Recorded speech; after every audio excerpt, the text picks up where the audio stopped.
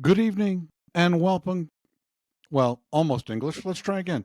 Welcome to the Pipe and Tobacco Talk podcast. It's episode 16. With me, as always, my partner in crime, Tim. Tim, read the mbsdpipes.com warning form, would you please? Attention. This podcast will expose the listener to offensive, insensitive, off-putting, and otherwise socially unacceptable content known to the state of California to, among other things, cause cancer. To avoid injury, we, the sponsors of this podcast, suggest you simply grow a pair. There, you've been warned. Noah's warned. Noah has been warned. And before we get to our guest tonight, Noah from At Noah's House, which is an absolutely fantastic YouTube channel. If you haven't been to it, please go. Noah does a ton of pipe stuff, a ton of blend reviews, and he also does gardening, which I absolutely love, and we're going to talk about in a few minutes. But let us get through a little bit of housekeeping. So, as promised in the last episode, the San Diego Pipe Club is not here this evening with us due to some scheduling conflicts. And Noah was kind enough to jump on. And we have a special surprise later on in the episode. In addition, I want to thank all of the listeners, all 5 of you, for sending in these fantastic worst song contest songs that absolutely breathtakingly hilarious. Absolutely loved it. Thank you so much. Next week's episode, we have Richard from EP Pipes on, and I will show he has 2 pipes for the raffle, so there'll be 2 winners. One is a pipe and timbre set, and one is a pipe set, and I'll pull those up momentarily. And the winner of the worst song contest gets this excellent Eric Nording pipe from Bishop Pipes. And if we're really good, I'll actually birth 2 blends tonight on the show. I'll take them out of the press because it was a week of creativity for me. So next week, Richard. The week after, hopefully San Diego Pipe Club. And then we go on to Bradley from BGX Woodworks. And then after that, Caleb, who has been just a fantastic sport about, the teasing, because he sent us a note saying, hey, I really love the podcast, but when you guys talk over each other, it gives me anxiety. So we've tried to talk over each other more and more every episode just to help you out with that. Right, this is for you, Caleb. Yeah, this is for you, Caleb.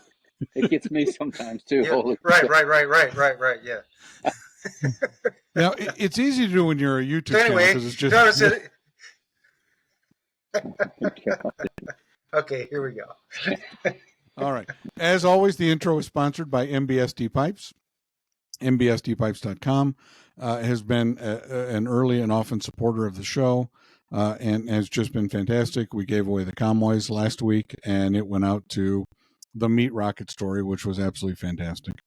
So, yeah, any guy that's willing to drink that, just balls of iron, and you have to love it.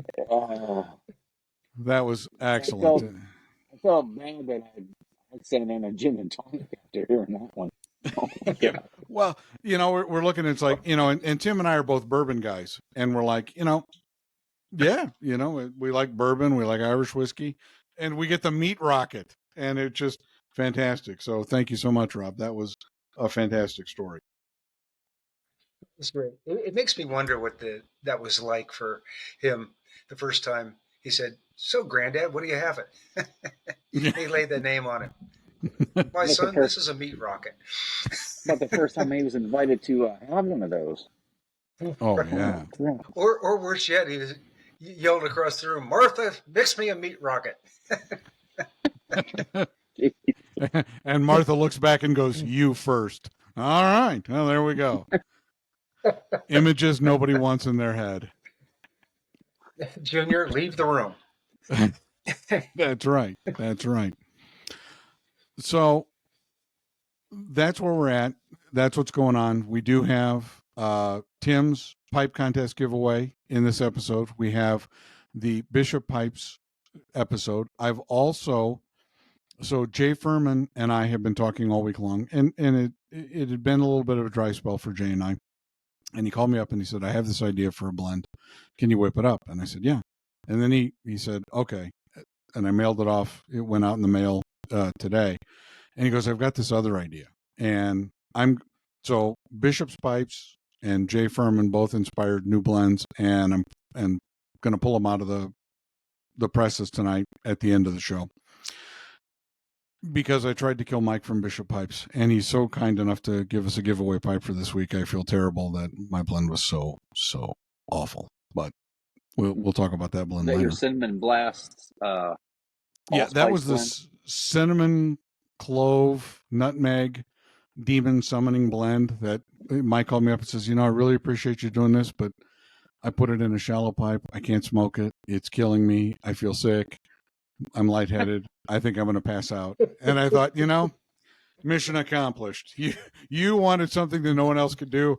I pulled it off. I made you sick as a dog. And Jim's like, just a splash of ethylene glycol for a little sweetness.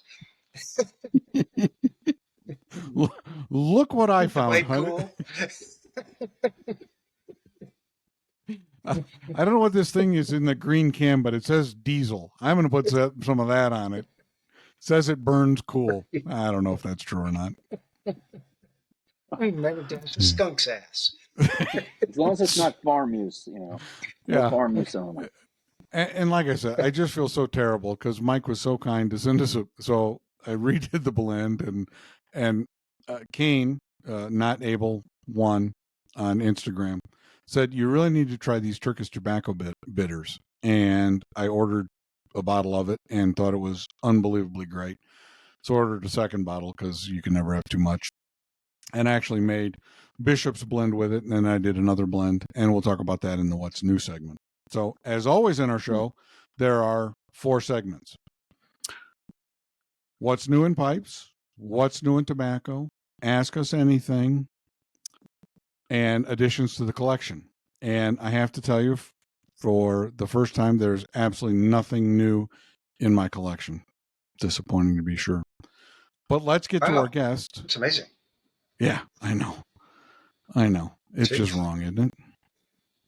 A day without pipes is like... Believe it. Yeah, I know. My wife... So here's a side note. So I got some foam core board and red felt because I'm building a new pipe rack, and it's going to be 7 feet tall and 2 feet wide, and it'll hold about, 80 pipes or so. And that's my next project. So, and my wife's like, what did you order red felt for? Oh, honey, I needed a backdrop. For what? My pipe collection. We have all those pipe racks. Yeah, but they're full. We need to do something different. And she looked at me with that eye. Kid. Yeah. My wife looked at me with a typical eye roll and says, "You're kind of retarded."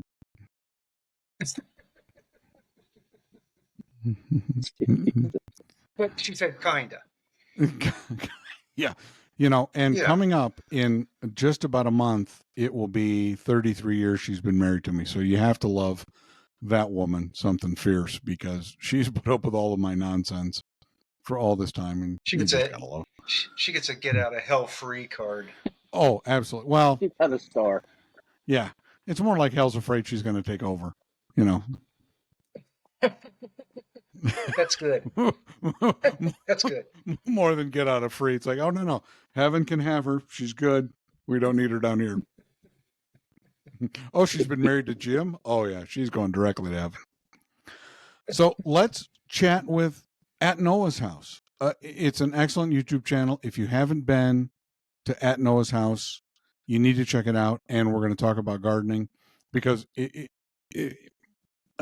he does all these wonderful tobacco reviews, and he's so thorough and detailed. He takes notes, and I really appreciate honest feedback.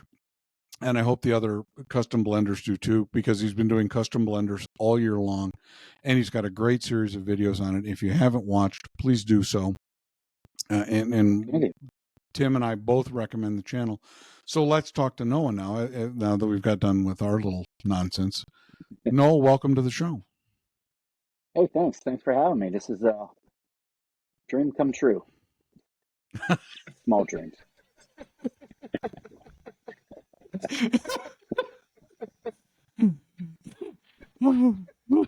That's probably the best line of the night. I think we see, can I'm wrap it not. up from here. Ben, cut the That's tape here. We're good. That's like you go to the doctor. I'm afraid we're going to have to lance that boil on your ass. This is like a dream come true.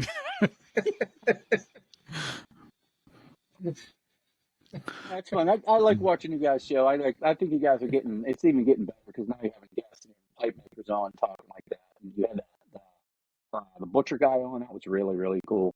I like that. That was interesting. So Oh, I'm just happy that I can hop on somebody's podcast. yeah. Well, we're thrilled to have you because I've been a longtime watcher and subscriber to the at Noah's House channel and really enjoy. So, how did you get into gardening? I mean, how was that? Because Tim talked earlier in an episode about gardening where basically he plants things and then takes the brush hog about the middle of July and runs his garden over. Mows it I all remember down.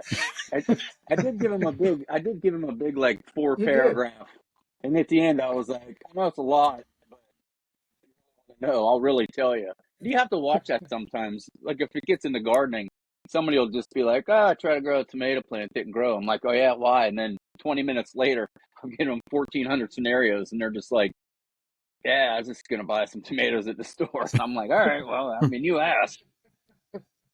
No, my great grandmother was a big gardener in West Virginia, and I was always down there helping out. And I used to spend a lot of time down there. And in my, I think when we bought this house, when I was in my mid to late 20s, we bought our house, and I started looking, thinking, oh, I'm gonna plant a couple plants, and it just exploded and turned into the whole top of my yard. And I don't know, it's enjoyable. It's something that I can do that. I mean, you get something out of it most of the time. I mean, a lot of times you get carrots that are this big, and you're like, well, that was a waste of 4 months of my time. But it's about keeping notes too, and just always trying to do something new. Each year, I try to grow some old-fashioned, old-school vegetable and some heirloom variety.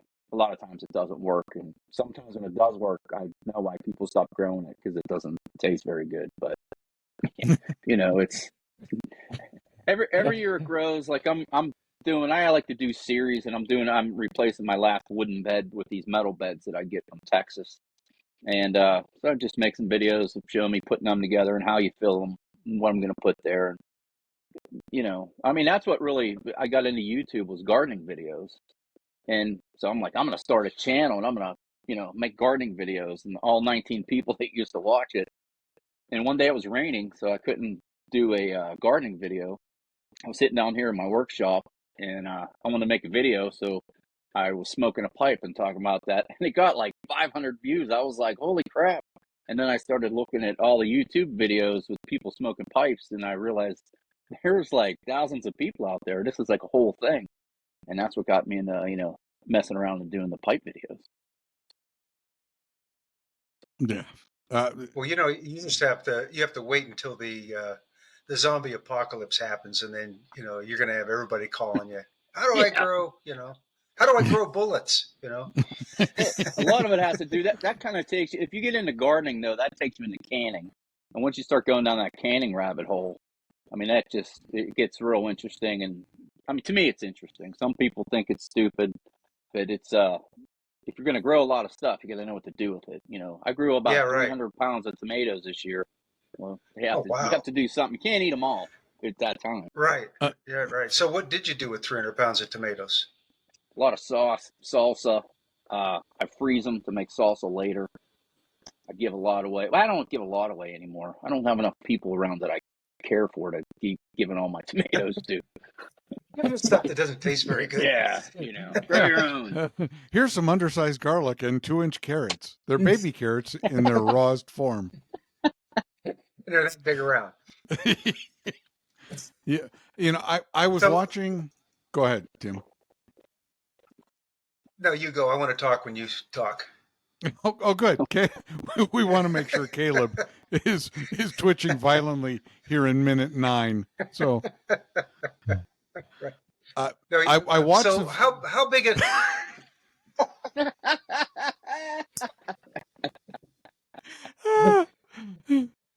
How big a garden do you have? How big's your garden? I have 8.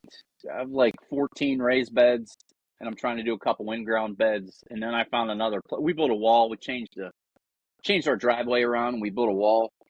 And I grew these plants that are a real pain in the ass. I didn't like, so I started ripping them out. And I grew some plants out there a couple of years ago, some tomatoes, and they took off and did really good. So now that's a whole other section of the garden. I call it the front garden, and it just keeps growing. I'm going to change more of my front yard around in the gardening too. And that ought to make everybody happy around here. But Yeah. you know, it's never big enough. It's always changing. You always got to build something. So you all raise beds, eh? Well, no, I used to do in-ground beds, and then I started boxing them up with wood. And when you have wood, you get a lot of slugs and snails, and they're a real super pain. And there's a guy in Australia I started watching. He does always gardening in these big metal raised beds. Well, I found an American company in Texas, Vigo raised beds, and that's what all I have. And it brings it up off the ground a little bit. You can get real tall ones, like 30 some inches, and as you get older, you don't have to bend over as much. But I go with the smaller one, 17 inch, and it keeps everything together. But I am going to try some in-ground raised beds. But I do no dig. I don't till. I don't do nothing like that. I just add compost.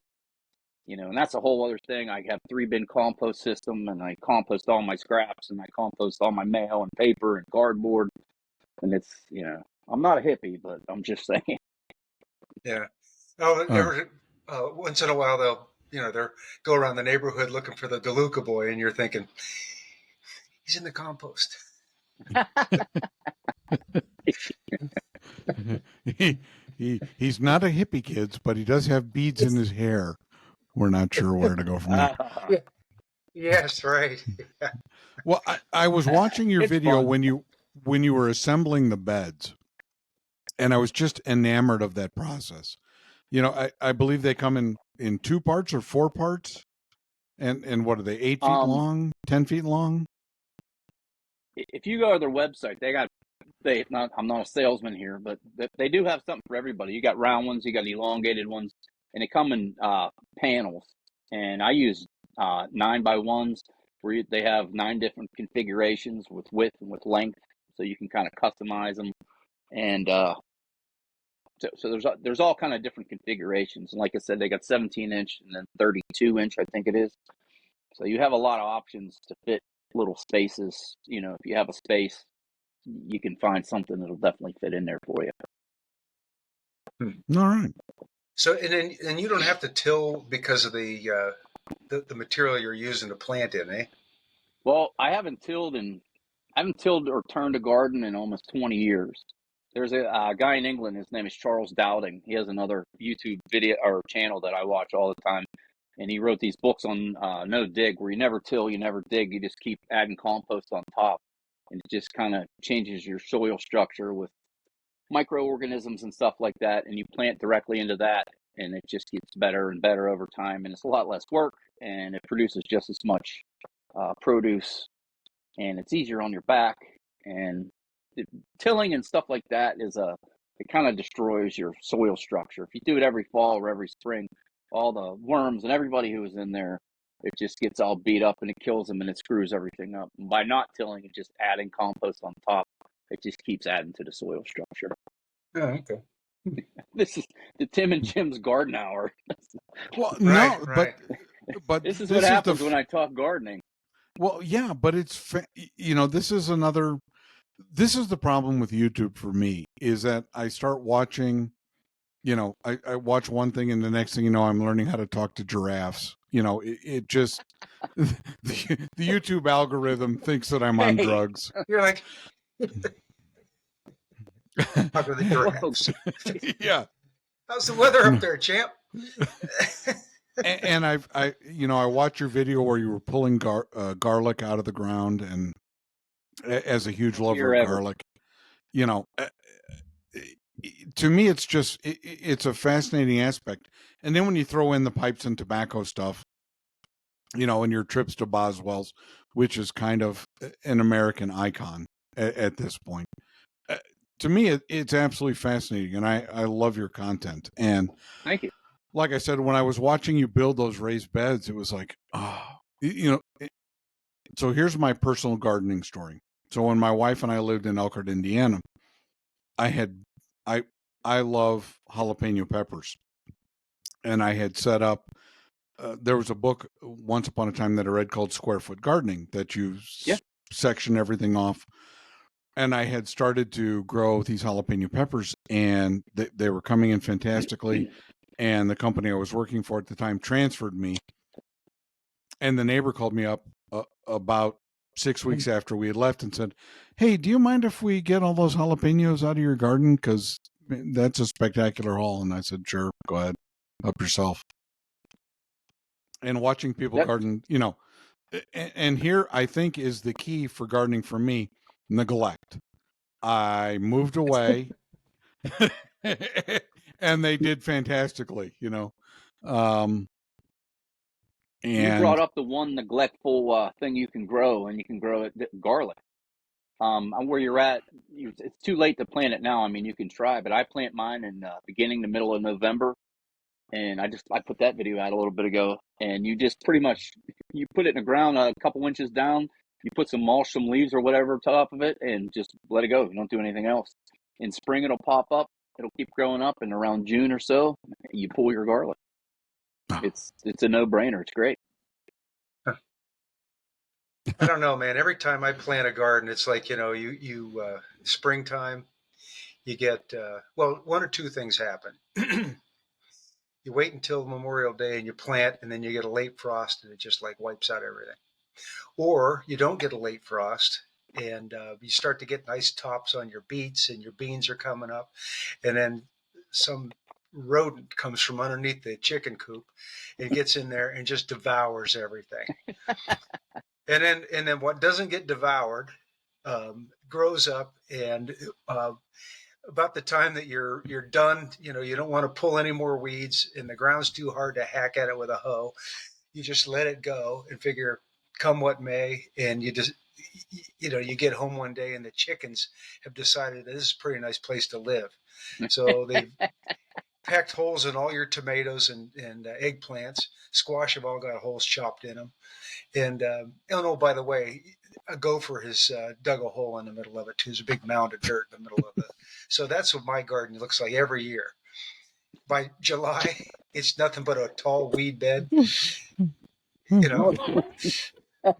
everything that grows the next year, if I leave it go, it's nothing but this menagerie of volunteer plants from all the shit that died and fell in there the year before. You should really write a book on that. Yeah, the John Birch Society thanks you for your contribution to wildlife. You got it. Holy shit! That's what I think of when that's my gardening story.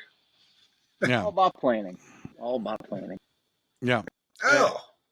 And it's again, it's a fascinating watch because you're, and I feel like I'm just kissing your ass in a major way, but it you go through all the steps, and it's fantastic. It's fantastic tips, it's fantastic help, and it's just a huge contribution that you make to the YouTube community. These gardening videos. Well, I think it's a lost art. There's a lot of young, like my daughter, gets into it a little bit. My son, he lives in an apartment. He doesn't.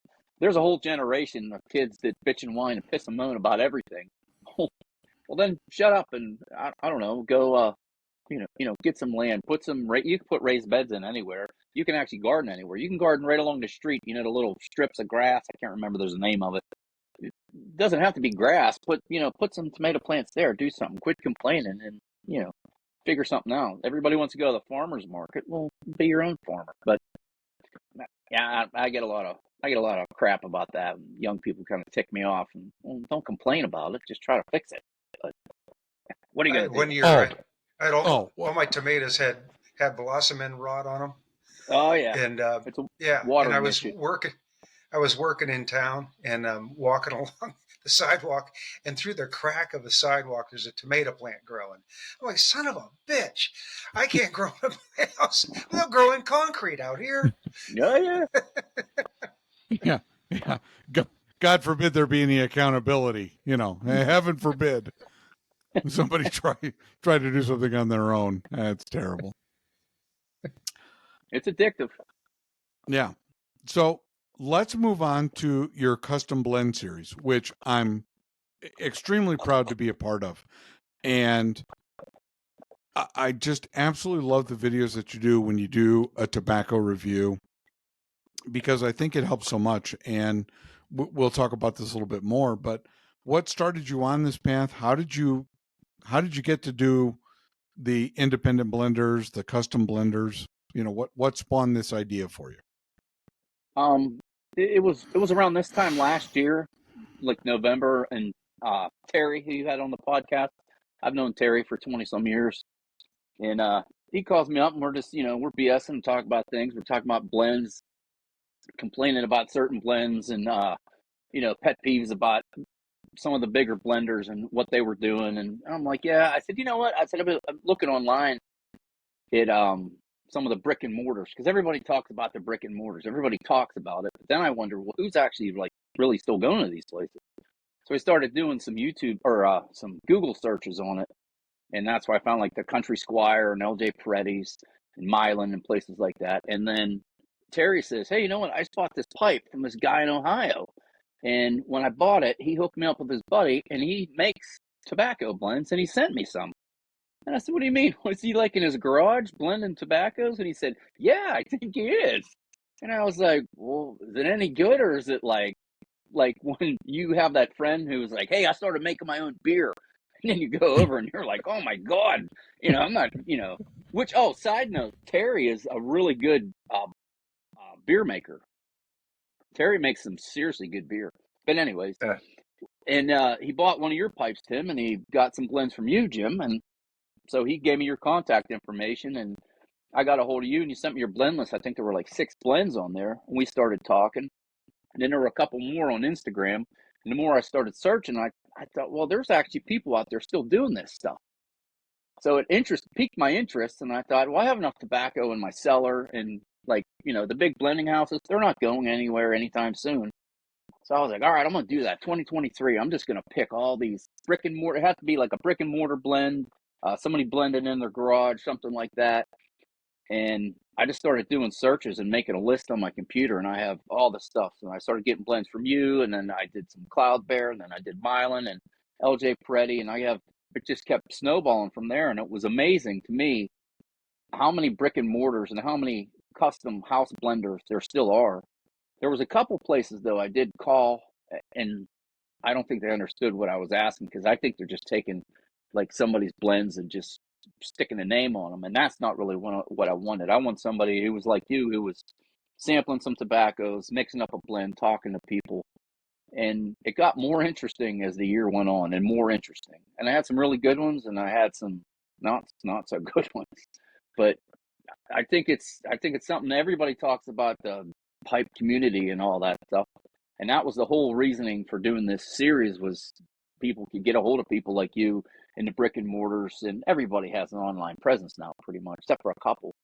And keep them going and expand your horizon. Yeah. To me, Well, they've been wonderful, and I really enjoyed the reviews that you've done.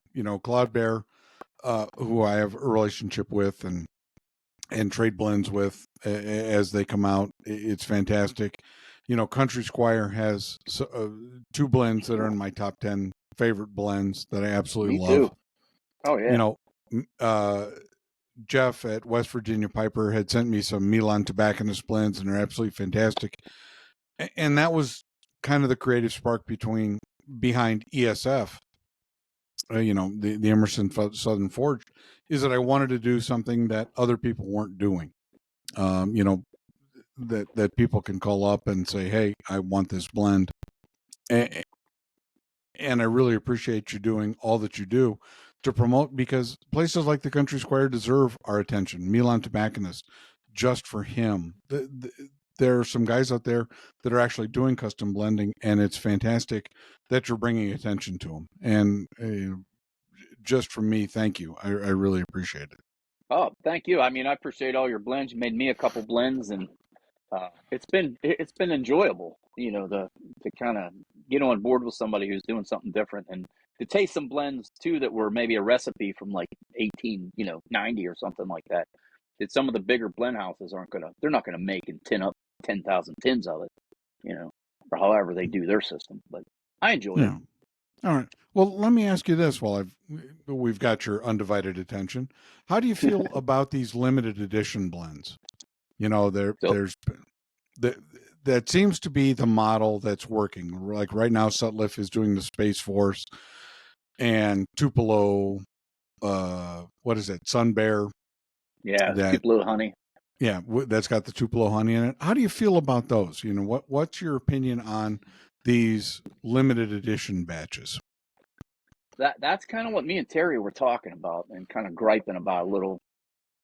I did, and you can correct me on this, maybe but I looked up these limited run blends, and is it a legal issue where you can't come up with a new blend, say Tim's English blend, because of all the paperwork and all the bullshit you have to go through with all that stuff. But if you do a limited number run of, like, I think under 10,000 tins or something like that, you don't have to do as much paperwork. Is that true? Do you know that? That is an accurate statement completely. And so go ahead. No, go ahead. Finish your thought. I was thinking that's why they were doing this, because you can't come up with, Virginia Red Flake with Perique and make 150,000 tins a year, but you can come out with it once a year and do, 15,000 tins and inundate it. But what I didn't like is it seems to have calmed down now, but it used to be when those blends were coming out, like say they were released at 6 p.m., you better be on your computer, your phone, whatever, because, man, they're just going fast. And then it would kind of piss me off, and I'm like, well, people are like, I got 15 tins, and I'm like, Jesus, I didn't even get one. So I kind of let them go by the wayside, and they would pop up here and there. And I have a good bit of them, but I kind of stopped the chase because there was more interesting stuff from the brick and mortars and from you and people like that. Okay. I have a little different theory on it. One of the things is there are fewer and fewer tobacco producers every year. And when you see them do limited releases, it seems like they've discovered, I can only get 300 pounds of X or 400 pounds of Y. And the limited edition stuff gives them the opportunity to purchase these and create these limited edition blends. And it, just from a business standpoint, it's an excellent model. I agree. Because they sell out. I mean, if you look at the recent, sales of, the C&D limited editions and the Sutliff Space Force, those are typically gone within, 1 or 2 days.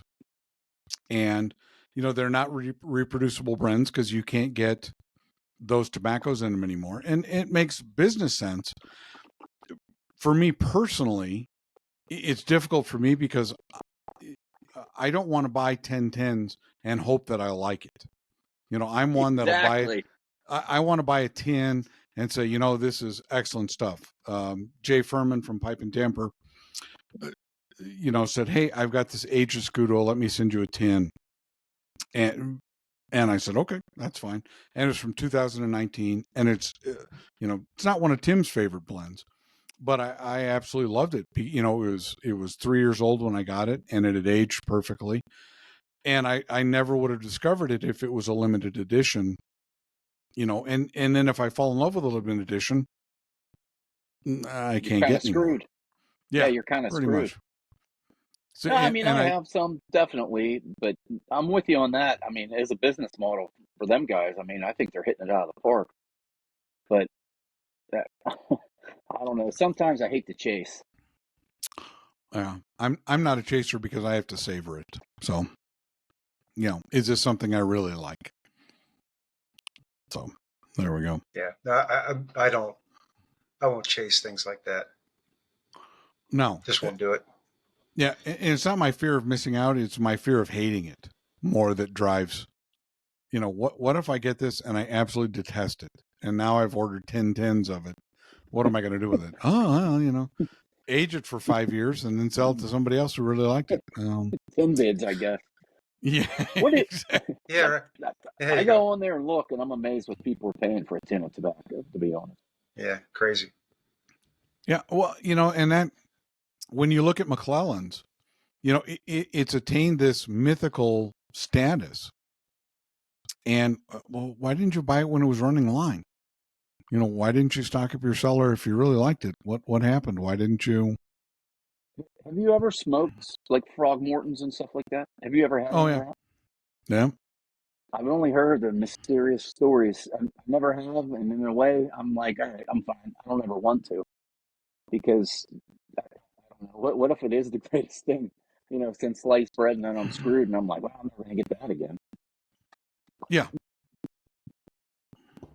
Yeah, a lot of that What- stuff though is like like in bourbon, like Blanton's or Pappy or something like that, and you finally spring for a double of it, and you're like, tastes like bourbon. It's like it didn't change my life, you know. Yeah, This didn't move. And I've, so in earlier videos that I did with West from Order of the Pipe, which I'm really disappointed West disappeared. And if West, if you're watching this, I'd love to chat with you again. yeah, that was a Let's good video. recreate. Yeah, let's recreate Frog Morton's. Well, I can't. What McClellan's did to their blends, I can't duplicate at home. I mean, I can try. I can pull some things up. People say, well, this tastes like this and this tastes like this. Well, how many different palates do you think are out there in the pipe smoking world? Just a A small lot of handful. people said that Northwoods is about the biggest comparison. I love Northwoods, and if I have probably a pound of it. It's one of my favorite blends, so I'm satisfied with that. Yeah. And I feel good supporting places like Boswell. I think I've got 2 pounds of Northwoods and Oh yeah, Magnum Blend and Countryside and Titus Blend are all in my cellar, just because it's different and I really like it. And most importantly to me is I can call up Boswell's at about any time and order more of it. So I get stuck paying an extra tax when I buy it because you're in because Pennsylvania. I live in Pennsylvania Really? and they're in Pennsylvania. Yeah, we have to pay a Pennsylvania excise tax. Whether I buy it at the store or I buy it online, I have to pay an extra tax. Oh, that's No. nice. Yeah. Well, yeah. Here's a helpful tip, kids. Don't vote blue. A friend of mine, Tom, who is actually a very gracious, lives in California. And California, New York, Massachusetts all have total tobacco ban blends in their legislature at the moment. And California, for some reason, decided that any flavored tobacco is going to be banned. And I feel bad for Terry because he's in one of those states where, tobacco bad. No. Yeah. Yeah, I was stationed in California, but that was in the early '90s, and it really wasn't that bad. Or if it was, I was just too young to even know. But I talked to Terry a lot, and I listened to some of his stories, and holy shit! And I'm like, you got to get out of there, But he's gonna retire soon, so maybe he'll Yeah. be able to get Yeah. out of there. He told me he picked up some dry cleaning today. I just got a text from him earlier. He said he picked up some dry cleaning today, and it's got the cellophane on it, Mhm. and printed across the cellophane. It said, "Not a toy." He said, "I'm so depressed." Not a toy. And this is where Darwin's theory really comes into play, doesn't it? The Damn, I was reason going to put that over my head. the reason why the You know? generations in the 30s and the 40s and the 50s and the 60s, Darwin weeded those people out. Oh, look, little Timmy put a fork in the outlet. Oh, yeah, he didn't survive that. He Right. did, or you did it once. I'll tell you that. Right. Right. I did a lot Yeah. of stuff once. Yeah, exactly. My Yeah. dad owned a auto body shop and wrecker service and stuff, and that was my babysitting. All the junk cars out back that he would tow, he would give me a Slim Jim and say, "Here, go get the cars open." So I would spend all day locking the cars and getting them open, locking the cars and getting them open. I got so good, I could have been the best car thief of the '80s you ever saw. But that was my, I And all don't that know, for that was, all that for a Slim Jim. yeah, Yeah. Yeah. He's telling his buddies, "Hey, watch this kid. He'll do anything for a Slim Jim." That was my babysitting. Play around in old junk cars and, climb on things Yeah. and, Yeah. And by the way, I have to ask, that's a fantastic pipe you're smoking. And Tim and I are both can't smoke in the house guys. So what pipe are you smoking and what are you smoking in it? So I just got this from this cat in Ohio. This is my first PapaBear's pipe. I like the bird's eye on the bottom of that too. I don't know if anybody can see that. And I really went around. I don't buy a lot of pipes. I always talk about it in my videos. I buy a lot more tobacco than I buy pipes. I buy 2 or 3 pipes a year. So I was like, I had them all up on my computer, and I'm asking my wife, my daughter, what ones do you like? And they'd say, well, I like that one. I'm like, well, I'm not getting that one. And then this Danish egg, and I wanted to get some more bent pipes because I mostly just have all straight pipes. And then this one kept popping up. So this was the one I went with. And beautiful pipe, Tim. I really like that. Thanks. Little adornment there. It fits. Yeah. I like it because it's got some heft to it. Fits in the hand good. And definitely a great smoker. I'm very happy, very pleased with it. It makes me happy to hear that. Yeah, really good pipe. It was between that and the pot you had on there. And I was like, that's not falling into my thing. That's a damn straight pipe, so I got to go to the bent pipe. So I went to Danish egg. Right. So, right. Yeah. Yeah. But I like that style, so I think I'm going to get some more of those. So yeah, but pipes are pretty personal, when I get them. Yeah, right. And Tim makes the most fantastic Danish eggs. Oh, and what are you smoking? I'm smoking one of your blends, and this is another one. This has been my only complaint of Emerson Southern Forged, is I can't say the name of half of the freaking blends. This is that one. This is that one that has the Earl Grey tea stuff on it. Oh, Dreek Cruve. Dreek Cruve. I was smoking it, and I even messaged you one night. I'm like, how the hell are you supposed to say this name? I can't make a video and be like, I don't know how to say it, but this is what I'm smoking. But this blend is very strange. And I wrote it in my notes when I first smelled it and everything. I was like, oh, man, I don't know about this one. But I have really gotten to the point where this is pretty much, I smoke this every day for 5-6 days in a row. Bless you. Took a couple days off, and I keep every day. I pretty much have a bowl of this blend. And I don't know what it is, but I have found, though, it needs to dry for about 20 minutes. 20 to 45 minutes, and it burns perfect and has a great flavor to it. And I'm gonna make a video about it here coming up, but it's popping into my top 5 probably for the year. But wonderful. It is different.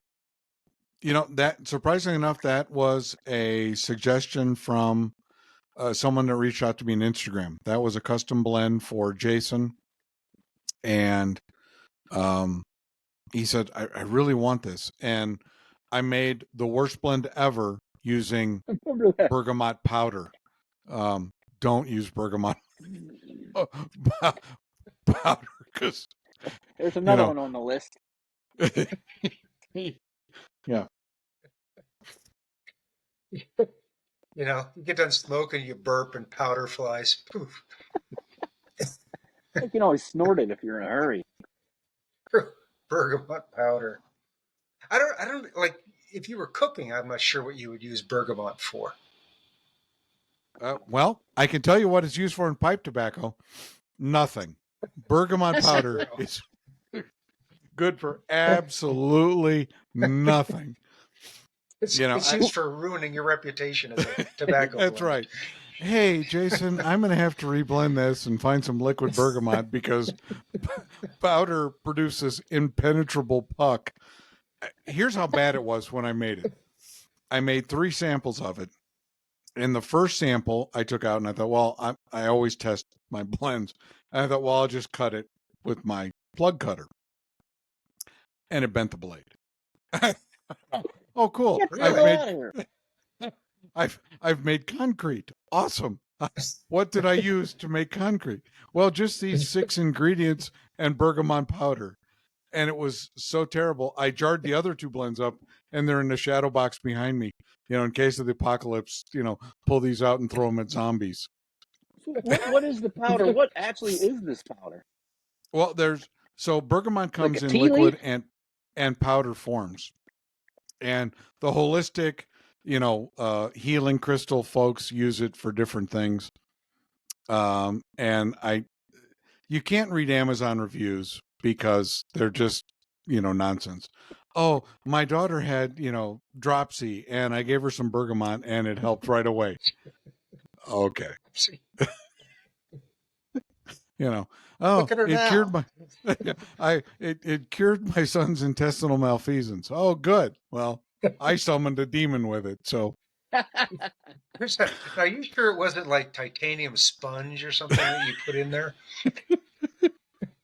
but it To was smoke it to dry it. You have to rake it on a cheese grater, a planer. what do you need to cut this with? Well, I would recommend a 10-inch, miter cut saw. And it was so bad. And I said, hey, Jason, I'm going to remake this because this was bad. Make sure you wear face protection. Don't actually put flame to this because, well, the next thing you know. Well, hello, Beelzebub. How are you tonight? Why have you summoned me? I don't know. The fire department comes, they can't put it out. They're using foam, everything, they can't put it out. What is this shit? You developed a new energy source. Exactly. It's Power to to small town. Now. Yeah. It was just so terrible. And I even made a video about how terrible it was. You know the puck they put in the sensor, the incense sensor? You'd use it for one of those, Put it in there and light it. Yeah, hockey teams are like, hockey teams are saying, Jim, if we send you dimensions, can you put this together for us? Yeah, I sure can. What's the percentage of loss when you come up with a new blend? It depends. So I mean, if I say make me an English blend, you got a good idea how to make me an English blend. But if I say, hey, can you make me an English blend that has licorice flavor on it and a little bit of this and a little bit of that? Is there any blends that somebody would ask you for where you're like, no, I'm not doing that. There's too much shit involved, and I'm probably going to lose 5 pounds of tobacco trying it out. Well, it's an interesting process. So I look at it and say, okay, what did the customer tell me? What did he really want? And I don't mean to be sexist in any way, but women do not call me for custom blends. It's always guys. Yeah, believe it or not. And by the way, our YouTube audience is still hovering at 100% men, and our target demographic is 45 to 65. So, yeah. I get some women with the gardening, but that's about it. I know. I'm incredulous, though. I just can't. No women, huh? A stunning turn of events. Yeah. And I don't miss often, but periodically I do. And when I do, I like to make fun of it because it keeps me humble. But typically I'll make 2 samples of something and say, okay, based on what the customer told me, I want this, I want this. And I'll make a couple of 2-ounce samples and say, okay, this hit the mark, this didn't. Okay, so this one goes in the jar doom, and we go from there. The benefit of being me is because I'm small, I can be nimble. Like when C&D whiffs on a blend, they've made 10,000 tens of it, and it goes on the shelf and dies there. But for me, because everything is made to order, it's not a terrible waste. Like I said, if I make a blend and it's got 6 ingredients and I've only made 2 ounces, the most I've lost on any of it is what? 0.4 of an ounce. It's not bad. No. And the story that drew me into blending was the Kramers, where Hollywood celebrities would go into Kramers in Wilshire Boulevard in Hollywood and say, I want this, make me a blend. And that's what I'm trying to recreate with ESF is, come to me, I'll make you a custom blend. And, again, I don't mind because it's not a waste of product for me because I'm not throwing away tons of it. It's not like I made 100 tens and say, oh, this really sucks. What are you going to do with it? Just a crap. Yeah, I'm going to sell it to the NHL at this point. 100 tins of the cinnamon allspice blend. Yeah, 100 Right. tens. Someone messaged me the other day and said, are you going to send out the Jar of Doom for Halloween and just to people you don't like? Kind of. Put that to Caleb. He did. We couldn't send you a turd, but we did send you this. What's the tin note? Flaming trash can and burnt opossum Right. is. Jeez. It's flaming baboon ass is what it smells like. Ooh. Yeah. And I think I'm at like 84 or 85 different blenders at this point of things that I've picked up. And I run in streaks. So like right now, I found this Virginia called Ripe Virginia. It's brand new. You can only get it whole leaf tobacco. And I absolutely love the tin note. I love the way it tastes. I've made a couple of blends of it. And it's fantastic. And I really, you're running these streaks. I made a whole bunch of blends with lemon leaf because I really like lemon leaf Virginia because it has that unique kind of citrusy taste to it. And whole leaf tobacco typically takes, if I'm going to put a bitters on it or I'm going to put a topping on it, it takes them very, very well. And I think everybody knows that I'm not a huge fan of aromatics, but I do make them because people ask for them. It's like, Tim, I really don't like this pipe, but because the customer called up, I'm going to make it and on to the next thing. So, do you find I got ton me with questions, but these are part of my questions. This is one for Tim. What Jim's saying, like if I want a chocolate cherry sauce blend, he's going to be like, I'm not really into that. Are there any pipe styles that if somebody really wanted you to make, you would say, you know what, I'm not real comfortable with doing that. I can tilt you toward a maker who's more into that. Or are you comfortable with making pretty much any shape out there? I'll tackle just about anything. But what I've come to find is that I have a hard time working to tight expectations, tight specifications on, a particular color, or I want it, exactly this length. I want it exactly this outside diameter, exactly this height, blah, blah, blah, that kind of thing. I just feel too hemmed in, and I'm going to make mistakes when it's that tight. And so what I do is I'll tell somebody, hey, look, I don't have problems selling pipes, so I'm confident I can make this. Whether you're going to like it or not is a different story. So it's a one-off. I'll give it a try, and if you don't like it, I'll put it on the site and sell it. You're not obligated to make it, but I can't guarantee you that it's going to be exactly what you just described to me. So if you want that specifically, maybe you should try somebody that can guarantee that to you, but I cannot do that. Fair enough. That's yeah, good point. There's just too many variables, I mean, this is the biggest variable, even little tiny oopses, and that changes the direction of a shape. So, makes sense. I don't know. Yeah. I'd rather have somebody do that than give you something you don't want. Yeah, exactly. Yeah, well, and then sure. if you're not happy, then I'm not happy. I just don't like, I don't know. I do this for the pleasure of it, and we're only talking a couple $100 for a pipe. I don't want to make an enemy over a couple $100. Real good point. Yeah. No. In the hardest part of my life is that I help Tim with his website periodically. Oh, hey, Jim, can you work on this? Yeah. Oh, hey, Tim, I couldn't load that one. How come? Because it's coming to Colorado. Oh, I bought it. Yeah. That's my biggest complaint. with Tim's website. Oh, good. Yeah. The way it's designed. Is that what you're saying? It drives me insane that I got to sift through all those ones that are already sold. And I'm such a dumbass that I don't even see that it said sold on it. And I click on it, and I click on the pictures, and I'm like, I like this one. Then I'm like, damn it, it was sold. The sold ones and the new ones are mixed in.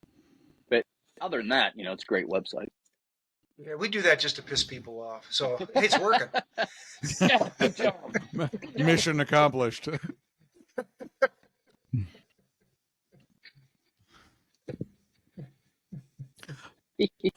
And again, this is so I have pipe and tobacco acquisition disorder, both of them equally, because when I see something like today, I got all the Cyber Monday emails saying, "Oh, hey, 20% off of this," and oh, I don't have 3 pounds of that. I better get some, And oh, look, here's, and I contacted Caleb this weekend, and one of the cool things that Caleb does, if you haven't been to Burke Ridge Pipes and taken a look, he does a blueprint for your pipe before he makes the pipe, which is really interesting. And he's a cob. He does cob modifiers and he does some other things, and just fantastic. And I said, I'd really like to get a cob from you. He says, okay, give me a couple of days. He goes, what do you want? I said, well, I want something bent and I want something blue and red on the stem. And it can be blue or red. I really don't care. But I like to give, when I'm dealing with pipe makers, like, that's how Tim and I got started. Make me this. What do you want on it? You're the artist. You create the thing. I don't. It has to be a 20 millimeter bowl, and it has to be 19 millimeters wide, and it has to have this, and it has to have this. No, I want the artist to have the creativity to create a pipe just based on, here are my 2 suggestions, do that. Sometimes those specs throw me off anyways, because I have 4 or 5 pipes that I've bought over the years that I rarely smoke because they're so small, because I didn't pay attention to the size. I just saw the picture and was like, oh, I love it. And then I got it in the mail and was like, shit. Like, they're nice and they smoke good, but they're just not, I don't like a small pipe. I like a bigger pipe. Like, that Danish egg is perfect how it fits in my hand. It has some weight to it. And I really have more of a mental picture of size now than, size does matter apparently, but, just thinking about it, because I've screwed up enough and, spent the money, and they're beautiful pipes, and they're just not my style. Yeah. Well, that, what Jim described, that's really what I prefer is, I just, here's the shape that I want. You do your thing. That's, and if I'm happy, with the process of building the pipe, then it's going to turn out better. There's following, a set of guidelines. That doesn't make me happy doing it. If somebody wants it bad enough, I'll give it a try. But I'm getting further and further away from really ever saying, if you get too tight of specs, it's not for me. You need a different pipe builder. I need to have sort of that. Look, I spent 43 years in the banking business, and that was all, stay inside the lines kind of stuff. This is making the pipes is a pleasure for me. And that's good. Yeah. And if I've got to follow instructions, and that's, the first thing that I do when I open a box that arrives is I look for the owner's manual and the instructions, and I throw them away. And, Don't worry, kids. We've painted the window black and we're flying blind. Okay, I'll find my own way. And so that's just how the pipe making process is. It's a kind of it is a creative thing for me. It's an outlet, and I enjoy it a lot more if I got pleasure out of the process of making it, and the owner that's going to receive the pipe is happy with it. Then we're both happy with the outcome. Then it's a win-win all the way around. Good. That's awesome. All right. speaking of custom-made pipes, Tim, for this episode, you promised to talk about the viewer submissions and a video of, picking the winner and talking about the pipe that they recommended. Yep. So tell us Yep. a little bit about this. All right, so this goes back a few weeks ago, and what we used to do, Jim and I used to know, we used to put out a quarterly newsletter. Mm-hmm. It was called the Bear's Den newsletter, and it went to people's email addresses, and people get inundated with stuff in their inbox, and I don't know if people were really reading it or not. This is a much it's a funner way of getting to people, doing podcasts and that kind of thing. So we still wanted to do a pipe. And so what I said we would do is send in your submission of the pipe you'd like me to build. And then I'm going to, on a day, which I did last week, picked, the random number generator of the 17 entrants that we had here, and a number came up. And so what I'm going to do tonight is I'm going to read all of the entries and what people asked me to make, and then I recorded myself doing picking the number, and then I have the pipe here, and we're going to award the pipe here tonight. Nice. So let's go. So there were 17, and I'll just in number order, I'll read them off, 1 through 17, and this is the number that I use to pick with a random number generator. So Pathfinder, part rusticated Danish egg with bamboo, black bamboo with a blue stem. Noah, you sent one in. You wanted a Canadian or a Bing, olive with a slight bend. Let's see, tamper-proof and ants, bent paneled egg, inlay on the shank. Let's see, Brandon Brady, a classic billiard. Matt Stewart. I didn't write down what he. What a dick! I didn't write down what he put on here. Yeah. So anyway, The invisible pipe. The invisible pipe. Thanks, Matt. Pipe. Thanks.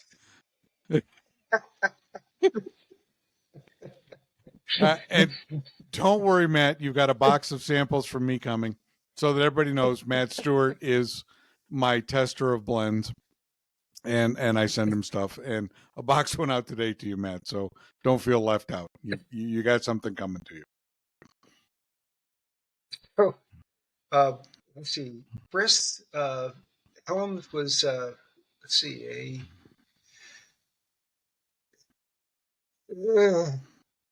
can't read my writing. Oh, I see. It was Pipe. Right, a Zulu with a bamboo shank and a stack bowl. Glenn Moon, a Rhodesian with black bamboo. Justin Armstrong, Canadian with horn and smooth or blast. Chad Brinkman, bent or straight Dublin, plateau, light color, smooth or blast was fine. Riley Holmes, a chimney volcano. Jonathan Luch was a mallard duck. He had a really interesting concept of two ducks, a hen and a drake, in the mallard colors. Jared Young, a bent Dublin with bamboo. Blake Lang, a bent step, and it was like a bent pipe. Patrick Farrand, a Dublin with smooth, wide top. Richard Braun, a Devil Ants, and then Lawrence Fraser, a sitter, 6-inch large, thick wall bowl, black with a silver stem, and James Law sent me one, and I didn't write down what he's not here either. Not on here anyway. Attaboy, Tim. So anyway, pipe. Yeah, Pipe. So look, anybody that wants to send in an entry for anything next time, send them to Jim. Yeah, Just send because Tim two some gray pictures. beards. Hey, here's my suggestion. Yeah, I Right. didn't remember that at all. All right, see if you can see this. Look at this guy. He a dandy. Oh, All right. there you go, Tim. Look at that. He's on Here his we go. iPad. Here we go. Let me get the microphone near the. All right. No, it's muted, Tim. Old guys, technology. And our field is 1 for 17, and the lucky one is number 2. Number 2 is no antes. Oh man, this shit's fixed. Canadian or a bang, always with a slight bend. Really? So when those guys, well, what happened was we were supposed to have the San Diego Pipe Club guys on, and then my wife and I went to an event yesterday. We didn't get home until it was 10 o'clock last night, and so we had to move it to tonight. Those guys couldn't do it, and you were on. And I told Jim, I said, "Oh, this is going to be great. Everybody's going to think this is bullshit." Yeah, this is fixed. This is the fix is It's in. fixed. All right. So anyway, what I did was I made this. It's a it started out to be a Bing. It's olive with it's a charcoal gray ring on either side of this is a faux ivory, and then a charcoal gray stem. And I had to trim the stem back. It started out to be a Bing, but now it's more of a billiard, but it's bent. Um, but what I'm doing is I'm calling it a Canadian, and the reason why I'm calling it a Canadian is it looks like the real thing, but it's not. It's completely. Throwing a little shade at is. Canadians. That away. Wait a minute. I'm not done yet. It's got like no character or distinguishing characteristics other than that it's nice. So there you go. There's your Canadian. So anyway, yeah. Hey, thanks a lot. I can't believe that. That's no one's gonna believe that this wasn't a song. That's awesome. I Man. know. I can't wait. That it looks great. So, Well- an olive wood pipe has always been so interesting to me. Yeah, when number 2 came up, I was like, "Oh, good, Noah." And then when Jim said you were coming on, I was like, "Oh no, Noah." Man, well, that's awesome, man. I can't wait. That's oh, So congratulations. man. Thank you. Oh, that's awesome. Yeah. Thanks, guys. I really appreciate You're it. welcome. Awesome. Excellent. Oh my Yeah. goodness. How exciting for you. You get a new Tim PapaBear's pipe, so now you have 2 in your collection. Look at that. I'm gonna have to build a pipe rack just for his pipes now. There you go. Yeah, who's, I did. yeah, was it BG Woodworks? Yeah. BG? No, the one behind Yeah. me is just one I whipped up. It's a simple box, and I got foam core board and whipped it up. But I have a pretty good collection of Tim pipes, so and I can vouch for him. Yeah, I Tim made and a couple racks out of pallets, old pallet wood. Yeah, I saw the video on that. Oh He yeah, does a good job. Bradley Yeah, I does think- some amazing work. Yeah, I think Yeah, Terry. look I him think up. that's who made Terry's stand. It's pretty Yeah, nice. the one that fits in his Yes. his lawyer's bookcase. Yeah, absolutely. Really nice. yeah, it's really nice. Gorgeous. Yep. Okay, So there you go, buddy. there Thank you you. That's go. A awesome. new pipe headed to Noah. Yeah. Congratulations Yeah, on. Mary- And again, what a holiday. thank you. What, Go ahead. No. What a holiday surprise. Yeah. And Caleb's head's exploding. Yeah. I'm It just keeps getting better. His wife's got the paddles and the diazepam. He's fine. sure. Just let it go. He's going to be on the show here pretty quick. I ordered a pipe from him, so we're good. So let's go ahead and get rolling through seeing out Tim do you have anything in the what's new additions to your collection? Or do you want to talk I about got a new couple. pipes that you made? Yeah, I'll talk about some new pipes too. There's a couple for you. You're talking about put this one up. Here's a Danish egg with some horn and some uh, ebonite. So it's a smooth one. And then here's another egg. This has got a little bit of a different shape to it.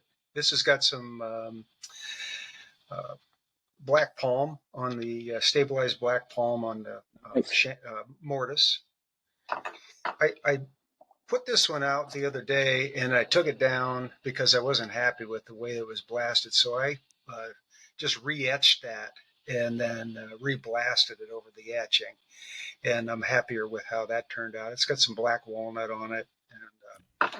And then working on this, there's a blowfish that I'm working on that still got a ways to go, but it's coming along. So there's some new things Nice. to show. Yeah. Spectacular work. Spectacular work. Thank you. Excellent. Let's talk about what's new in tobacco.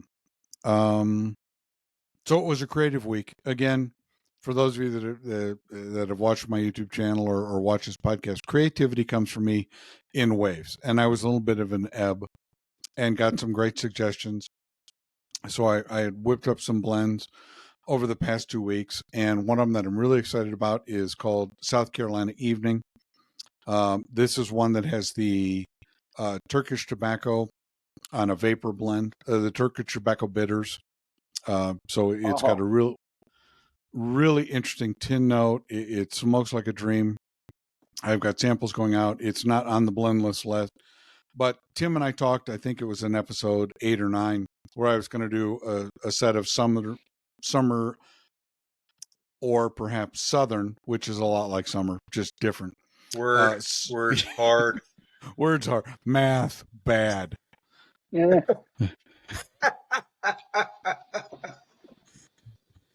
And I was going to do Southern States blends, and Kane had suggested some bitters, and I really got to liking the bitters.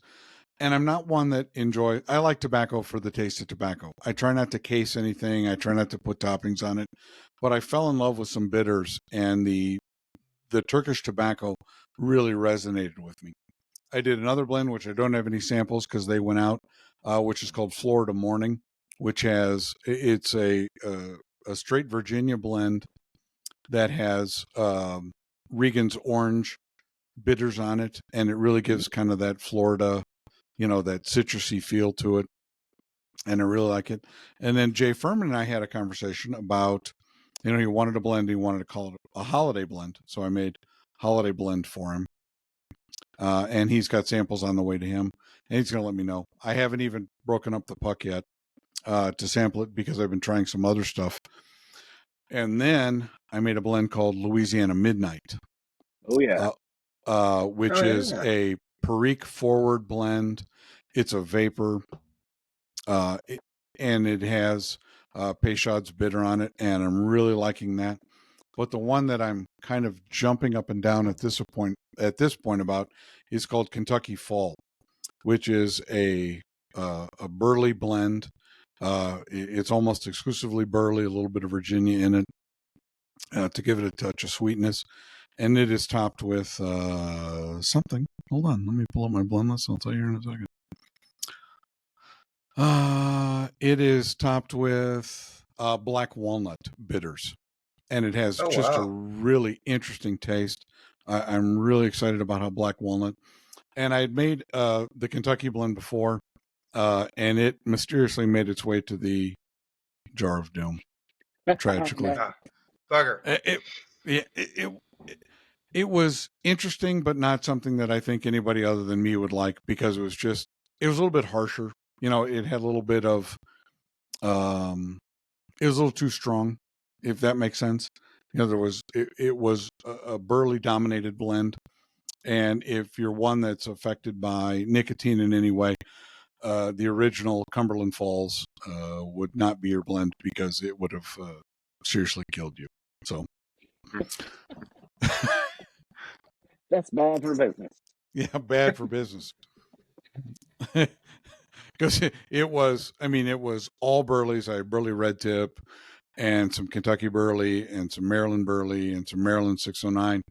And I started to look, and I was looking at, the nicotine content is stop your heart. Okay, good. Maybe I need to tone that down just a hair. So that's what's new in tobaccos. And Noah, this is kind of your segment right now. Ask Us Anything, because consistently you have supplied questions for Ask Us Anything. If there's any questions you want to ask Tim or myself, this is your moment to shine. Oh, look. No, these are things that I just keep. I'm not going to ask them all, but Chapter 1.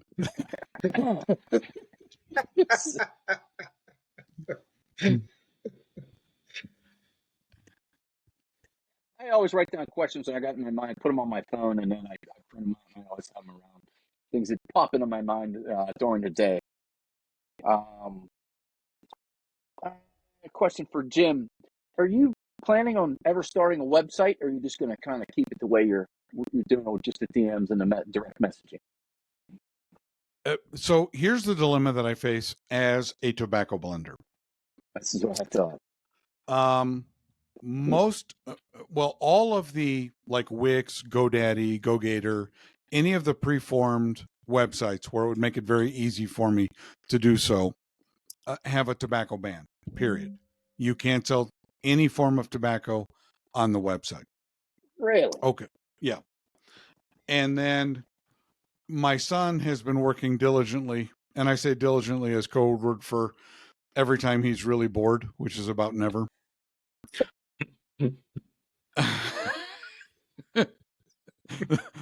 The work ethic of a 30-year-old is something to behold.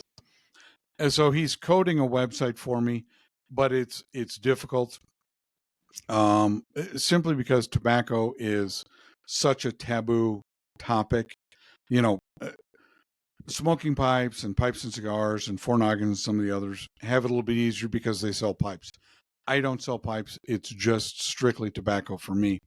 So it's incredibly difficult to find a web platform that I can use. And then on top of it, finding someone that will accept, that I can set up for payments. A friend of mine, Tom, has graciously agreed to do reviews on the tobacco blends and give me blending notes. And he says, why don't you have a website? I said, well, the first problem I have is the two companies that I've talked to immediately want to charge me. Typically credit card fees for taking credit cards is between 2 3/4 and 3.5%. But because I'm so small and I only sell tobacco, it jumps to 5 to 10%. So we're adding a cost onto the tobacco blends, which I really don't want to pass on to customers. And to be honest with you, because I'm still working full time, I'm good doing what I'm doing. So there will be a website in the future. However, it is not, if you're waiting for it in 2024, you're going to be disappointed. So. Good. I was kind of thinking you were along those lines I didn't understand how it might work with small businesses and things like that. That's fair enough. Makes a lot of sense. Yeah. In fact, we talked about adding it to Tim's website, and Wix immediately said, there were like red flags, warnings. We're going to ban this website. And I just, but that's Wix, that's GoDaddy. They're blue state controlled. Nothing I can say about everybody has their thing. I have a question for Tim, and I'm not a woodworker like you or anything like that, but I have made things, and I would have a problem with stain setting in, and I learned that I was sanding it to too fine of a grit. So what grit do you sand your pipes to when you're doing them? I mean, you don't go up to like 3,000 grit, right? No. I'll begin obviously with the low grits, 35, depending on the density of the block. I might have to use like a 30 grit to begin shaping, or an 80. I found some 80 grit that it holds up real well, and it won't erase your fingers or your knuckles if you get into it, like a 30 will. So I've been using that a lot, and uh, and then I just go up from there. So like 120 again for hand shaping, finer shaping, and then go to 400, and then I'll sand uh, at 400 for quite a while to make sure I get all the high spots off and all that sort of thing, and then I'll go to 600, and and then once I've sanded the whole thing to 600, this is a smooth pipe, of course. Yeah.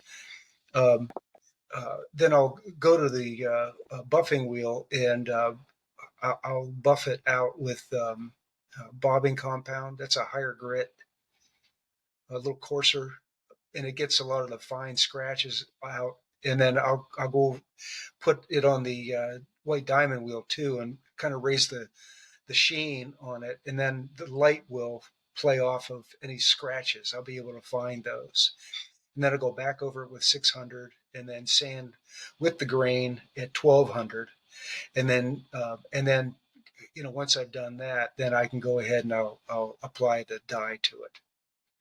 And then most of the time with the dye, if I'm doing a contrast stain, then you're sanding again, taking the maybe 1,000 or 1,200 grit and taking off wet sanding to take off the dye that you don't want, and leaving just the dye deposited in the softer grains. What's your final coat? Do you shellac them, or is it just an oil? Uh, I go both ways with that. So, for example, with red over black or yellow over black, I found that if I use shellac, it tends to bleed in and blend too much into the combine the black and the red, and I don't get a vivid black. And I was monkeying around just recently with tinting oil and putting the oil on with the dye, with some dye in it, and it seems like the black for me, the black is coming through better, and the other grain is taking the red or the yellow dye. And so there's a lot of experimentation that goes on for me, but in general, I would say that it's shellac is the final finish. And but I was talking to another master pipe maker that said that he's puts the shellac coat on, and then steel wools that down, and then buffs it all out, and then before he waxes it, he'll put a coat of Danish oil over it and wipe that down, let that cure, and then buff that out again and put wax over that. And he said it raises the sheen on it a lot more. So I'm going to try that. That's a process. Yeah. I love it. That's a process. I couldn't do Yeah, it, but yeah. I mean, that's awesome. All right, now just one last question, and this is for both of you guys. This is the desert island question. One pipe and one blend. What is it? Well, for me, it would be a Balkan blend,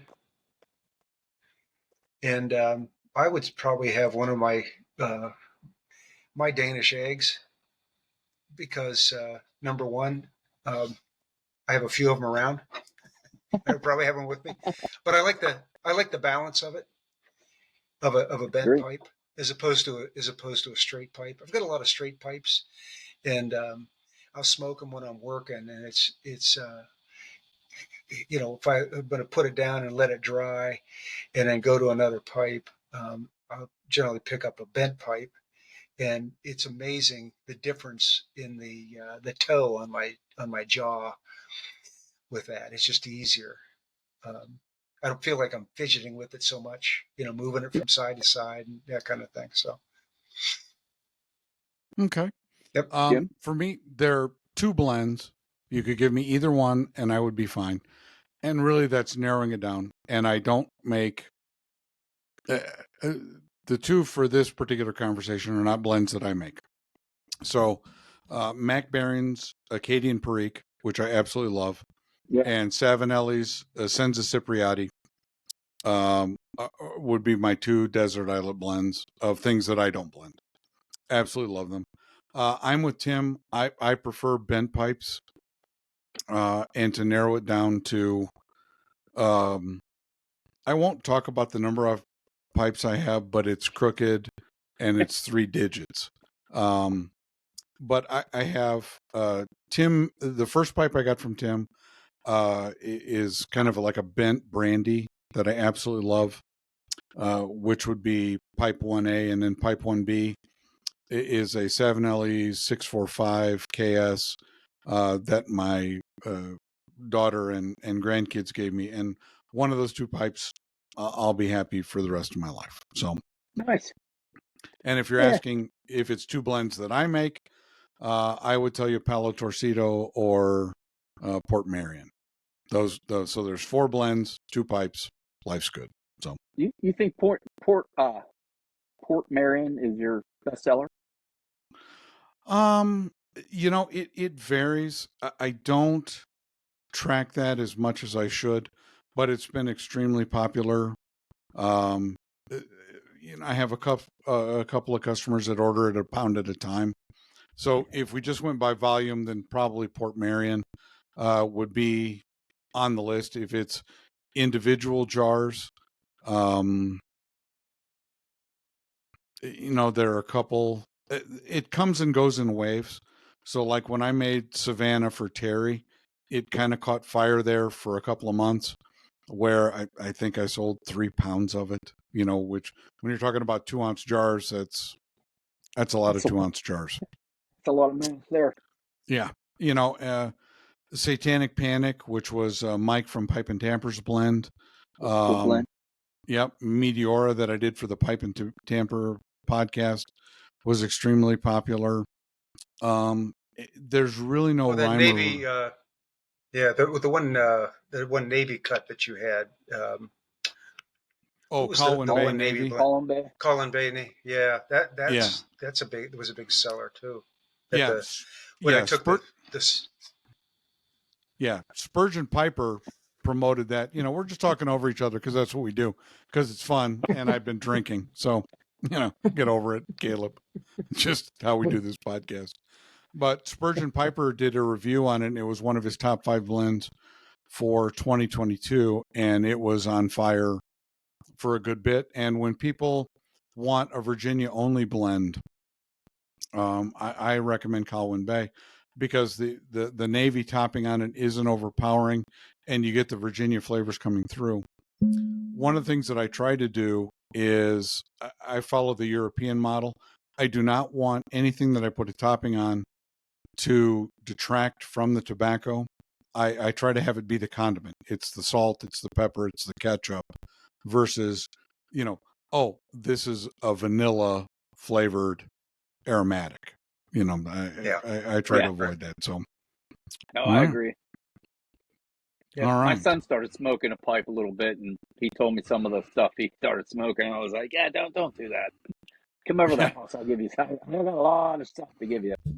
So I gave him some lighter stuff. And hey, Dad, I found this stuff called Captain Black Grape, and I love it.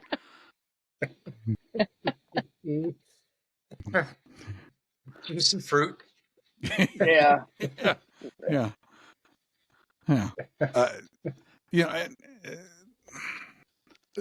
What I love about the pipe community is there's so many palettes, and when you look at the number of blends that are actually out at this point, it's off the charts. You're talking about what C&D has, 400 blends. Mac Barron's has, another 20, and they do a ton of stuff. And Sutliff has a ton of blends, and you can just go through all the houses. And I call them houses just because it sounds cool. But you look at all the flavors that are available and all the things, and there's something for everyone in the pipe community, which is, kind of magical. It's kind of mind-boggling, especially to somebody who's new. I mean, I know I was, 4 or 5 years ago when I started. I was like, holy crap. I'd go online, and I was kind of smoked away by it. Yeah.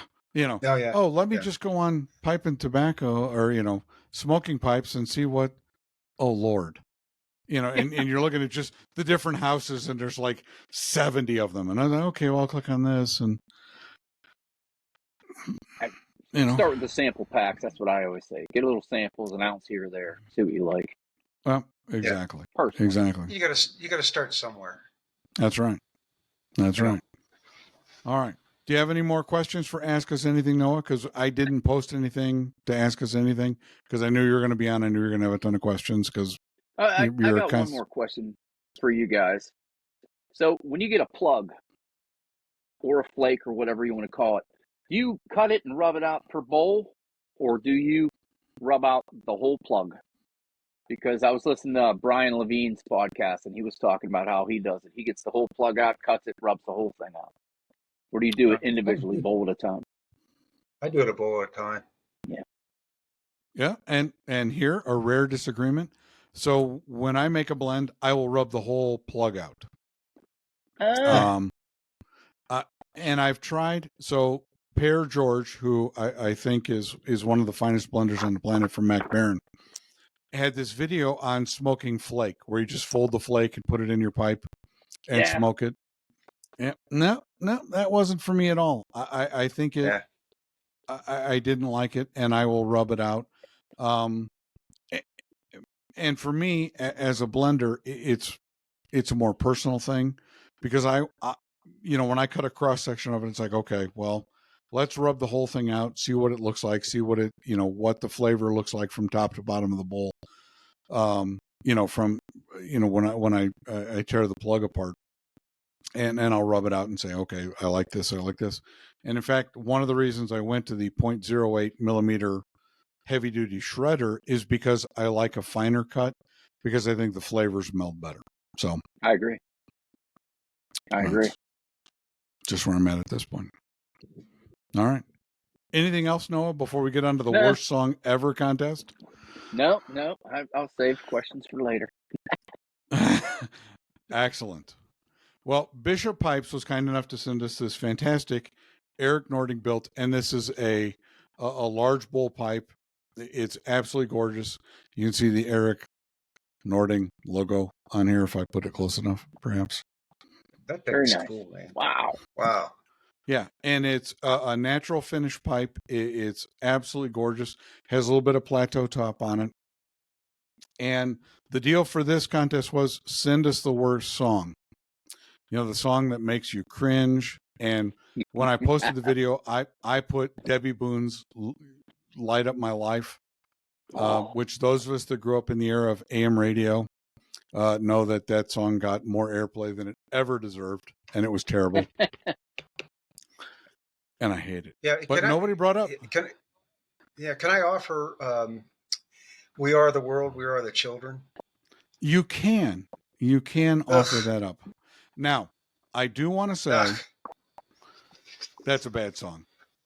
But a great many people, and I think it was in the high double digits, called up and said, hey, we don't want to make Justin feel bad, but Creed sucks.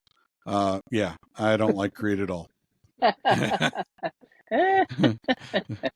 And unfortunately, because of YouTube, Apple, Spotify's rules, we can't play any of the samples of these god-awful songs, but I think it's, well worth preserving your ears for. So, Tim, if you want to take us out on the ones you've got, and then I've got 8 pages of fun here. All right. Matt Stewart sent one in, and he actually sent a link so that I could listen to it. And I want to tell you, this song is shit. It's terrible. It's called I'm an Island Boy. What? Yeah. Oh, and both of them have these weird alien braids where it comes off like 6 inches off their head, and it's like spikes all around their heads, and they have facial tattoos. They're all tatted up. Oh, they're so terrible. Terrible. Those 2 guys need to be put down, taken to the pound, and put them down. Yeah, Sarah McLachlan singing in the background. Won't you please help? Yeah. Nope. For $29.95 a month, you can get this to a haircut Some real teeth. Yeah. Jeez. And then Tamper Proof sent one in. It's that song by the Proclaimers. Those two Irish guys. It's "I'm Gonna Be." Where you're gonna walk 500 miles. He said nobody's gonna walk 500 miles for anybody. Fucking liars. And that is a truly horrible, horrible song. Yeah, and they're British. They're a British band. If you walk 500 and then 500 more, drowning becomes a big problem for you because the island isn't that big. Right. Well, and you could tell they were not Irish; they were British because both of them have terrible teeth. We apologize to our UK listeners at this point, and it's part of our "I'm sorry" apology program. But y'all need some modern dentistry. This guy that I worked with, he was dating a British girl, and I said, "So what are like the common characteristics of British women?" He said, "Terrible teeth and big boobs." I thought, yeah, not a bad combo. Well, so I had to travel to the UK frequently in my previous employer. And one of the sayings that I heard that's really apt is the taste of their food and the beauty of their women made them the finest sailors on the planet for over 300 years. And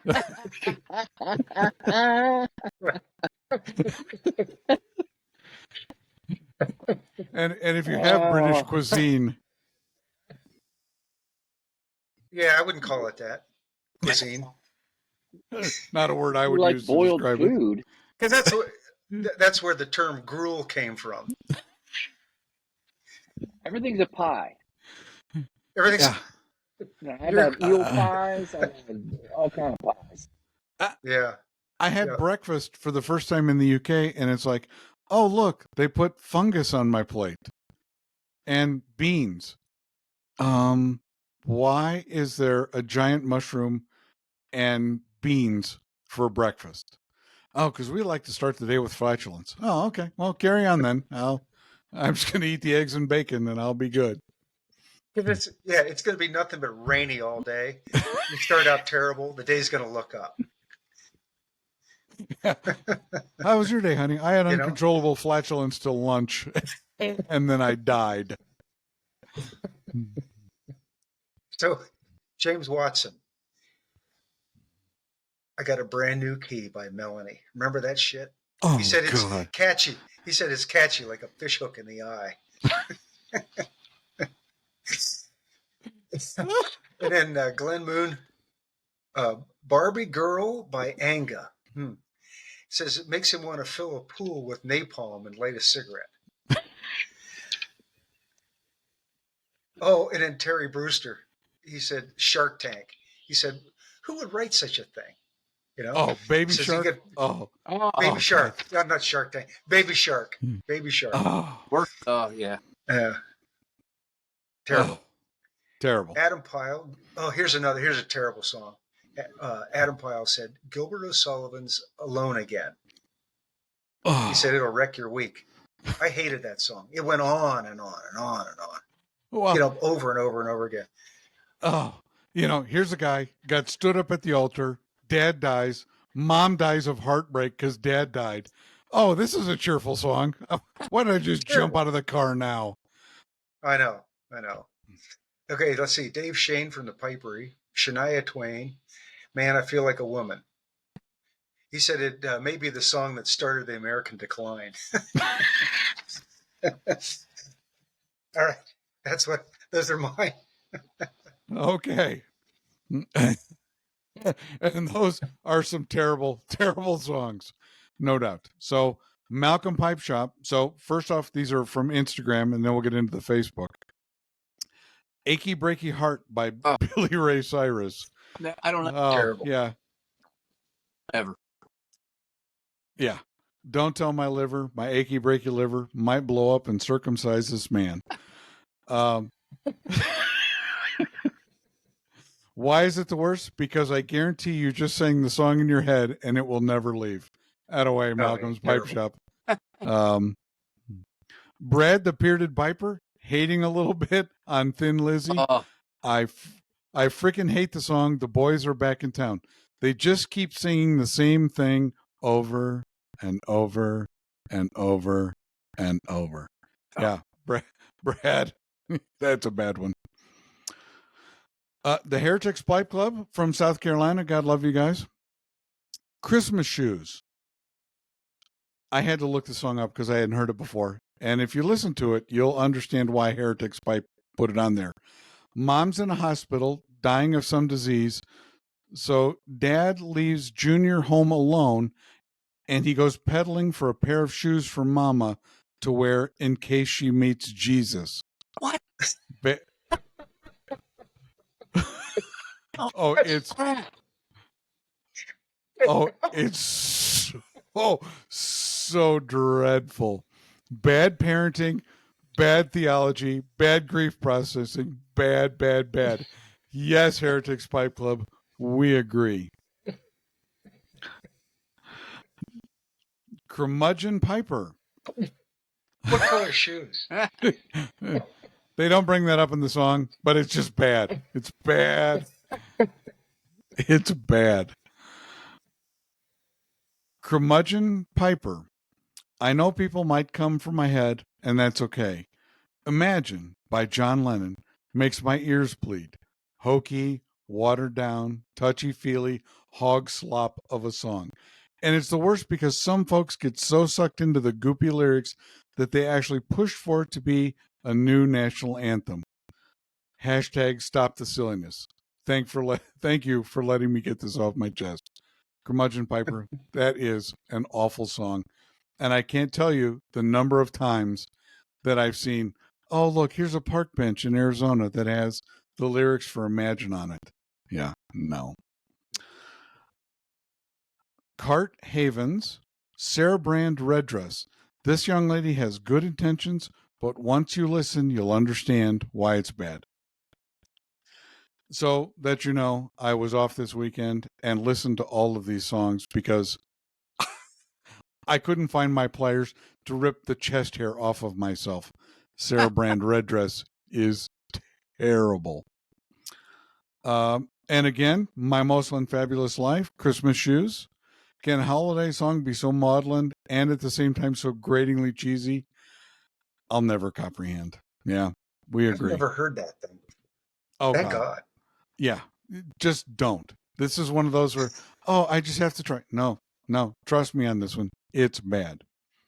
Terry, Baby Shark. Yeah, who the hell would write such a stupid song? Yeah, we agree. Opus Yardgar sent this in. It's brand new, but God, it makes me want to move to another galaxy. It's by Little Malbu and Christian Rock called Mr. Take Yo Bitch. I can see into that one. Yeah. Oh. I listened to it. How is Mr. spelled? M-I-S-S-A? Missa, take your... Well, he actually spelled Mr. M-R period, take your bitch. Okay. But you know good and well that that's not how it was played out. Ryan McIntyre sent in Dance Monkey. Can't stand the voice. Dance Monkey. Thank you, Ryan. It's really, really bad. John E813 pretty much thought everyone was in agreement that Friday by Rebecca Black was the worst song ever. If you've heard it once, you've heard it too many times. I mean, I already know the days of the week. If you haven't...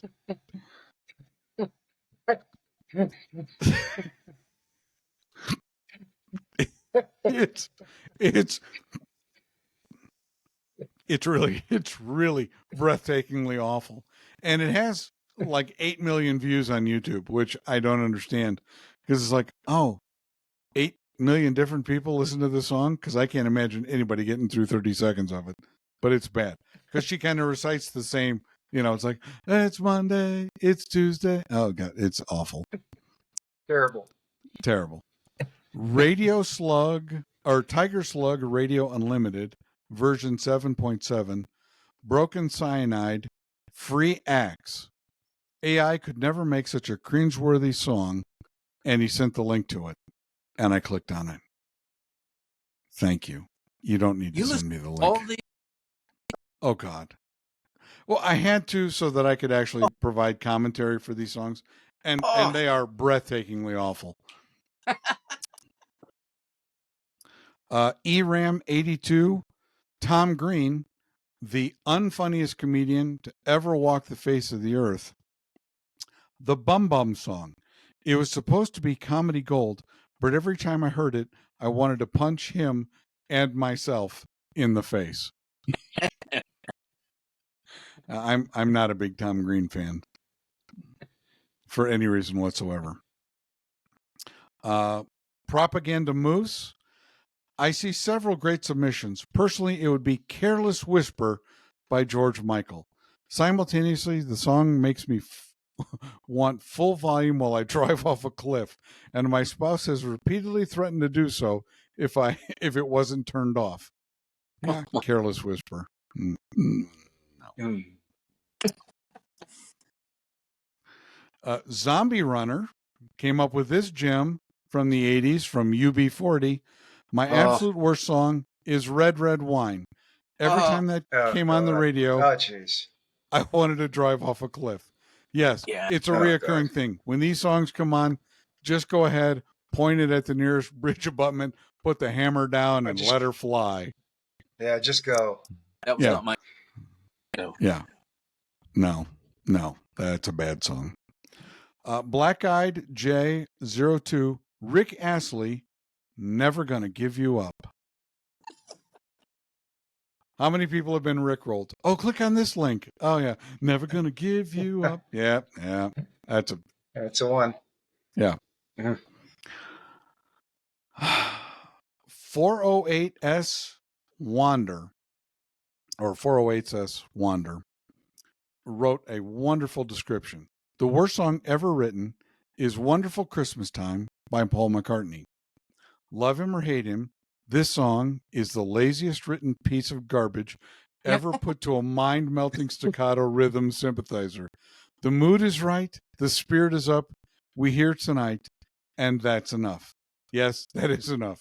If you're already high, like Paul McCartney routinely was when writing such rubbish, simply having a wonderful Christmas time times two, because saying it once won't bore a hole into your brain quite like repeating it will. Then he insults the children's choirs with choir of children sing their song. Ding dong, ding dong, ding dong. Really? Ding dong? He couldn't even attempt to feign respect or dignity for children choirs. They sing ding dong. Later, he continues with 3 to 4 word stanzas of nonsense, followed by more insults at children choirs, saying they practice all year long to sing this ding dong some more. I'm pretty sure he hates that song. I would say he hates that song. Oh, yeah. I'm pretty sure the Hall & Oates song, I Can't Go For That, released a year after McCartney's, was a direct rebuttal to this song, and we should all take their advice. None of us should go for it.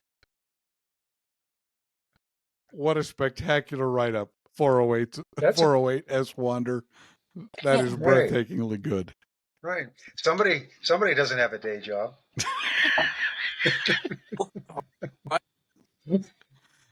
And if you haven't heard, it's full disclosure. I worked for a lumberyard back in the 90s, and we started playing Christmas carols right around the 1st of October, and they continued through the new year. And I want you to know, I hate Christmas carols. All of them. There is no Christmas song that I like. I don't want to hear it. It doesn't put me in a Christmas mood. It puts me in a homicidal mood. I want to take lives. I want to end people when I hear Christmas songs. So this really resonated with me, 408S Wander. Indiscriminate, just mow them down. Random garbage Christmas songs. Everyone pays. Yeah. Darren Goodwin And now these are coming from Facebook. So Darren, Susan Boyle, I dreamed a dream, and I hate it. yeah, Darren nailed it. Kane Addison, Mariah Carey, All I Want for Christmas. Good Lord. Yeah, yes, Kane, we're there with you. Andrew from Facebook sent me not only a link to the song so that I could listen to it, but I already knew it. Glenn Campbell, I'm a lineman for the county. Don't believe it? Play it. Then try to get it out of your head. Oh yeah, that's true. That's true. But I thought it was a good song when I was 12. That's our theme song at work. You guys are linemen for the county. You know, Tim, it's good that you're a pipe maker now and are not subject to random drug tests, because that's Manny Alfer or Manny sent in, and I apologize, I don't want to give your last names away, but Manny sent in on Facebook, MacArthur Park by Richard Harris. Listen. Oh, terrible. He'll never make that cake again because he lost the recipe. Cheers, Manny. That is a terrible, terrible song. More hate on John Lennon. Buck Mitchell sent in Imagine by John Lennon, and that was all he put. And I think that's all that's needed, because that's all you need on that. Yeah. Everybody knows that's a shit song. Yeah. It's a song about nothing. That's inspired an entire generation to do nothing. Right. If we just had nothing, if nothing was there, and we were nothing, we'd be so much better. And then Ron from Ron's Free Hands, a pipe maker that I absolutely love, wrote this in. With all due respect to the other posters, the absolutely worst song of all time is Feelings, a song so depressing in words and melody that they invented new minor chords to eliminate any possibility of joy or worth. It's a product of the 70s, so hideous that oldie stations don't play it. It's a painful ode of a guy sitting in his mother's basement, crying his heart out about his lost love, who he never wants to see again. But there's a suggestion that this void would likely involve 2 X-size clothing and a large mole on her chin with hairs. In the alternative, he just got his STD results back when he sings Feelings. For all my life, I feel it. I wish I'd never met you, girl. You'll never come again. Painful to the ears, it is. Should you dare attempt to listen to it, just have your lithium or a Snickers bar handy. As further proof of how horrible this song is, look at the picture. The do and the clothes, and do, he means hairdo. And the clothes scream issues with well beyond which bathroom to use. Whoa, feelings. If you're prone to depression around the holidays, please avoid it. If only on faith, vote it the worst song. I need to add a piece of pie to my collection. Damn. How many? Ron was a little fierce about that song. So now we come to the voting phase of the giveaway. Of all of the ones that we've... Go ahead. What's your guys' most hated song? I think the We Are the World, We Are the Children. I hate that fucking song. It's terrible.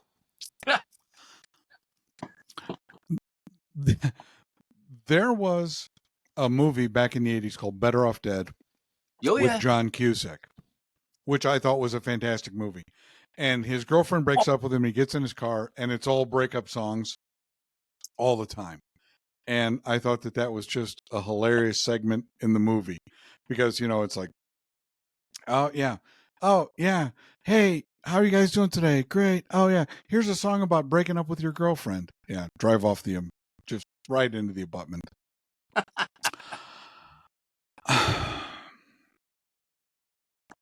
What was it? Can you go back and read the description of the Christmas shoes? The first description of the Christmas shoes. Yeah, from the Heretics Pipe Club.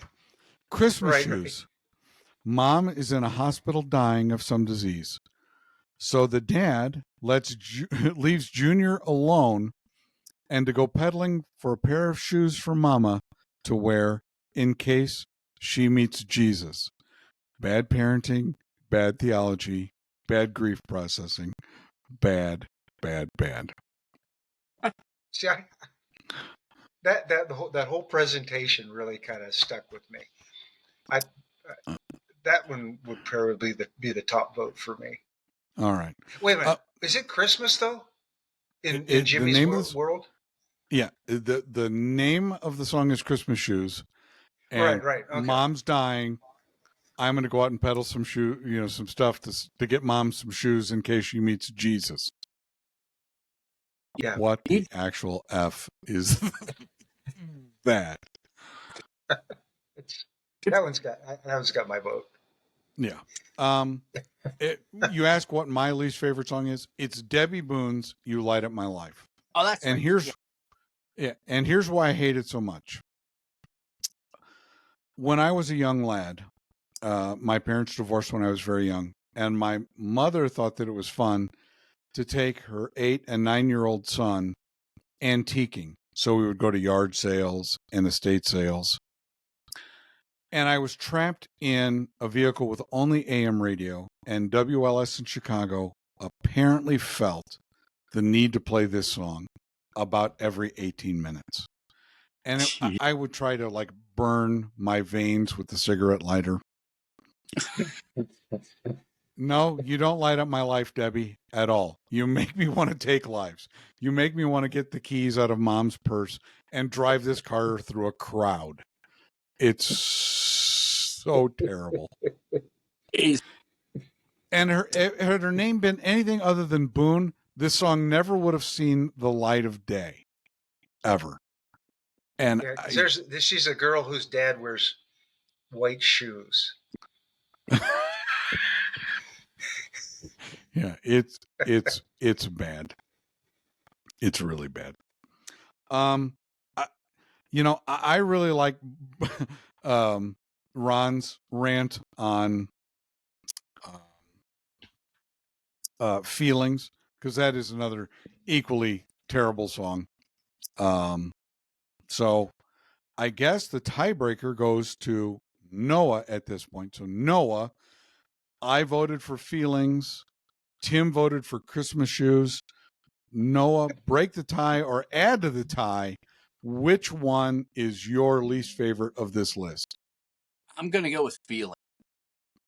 Oh, look at that. There's just so much.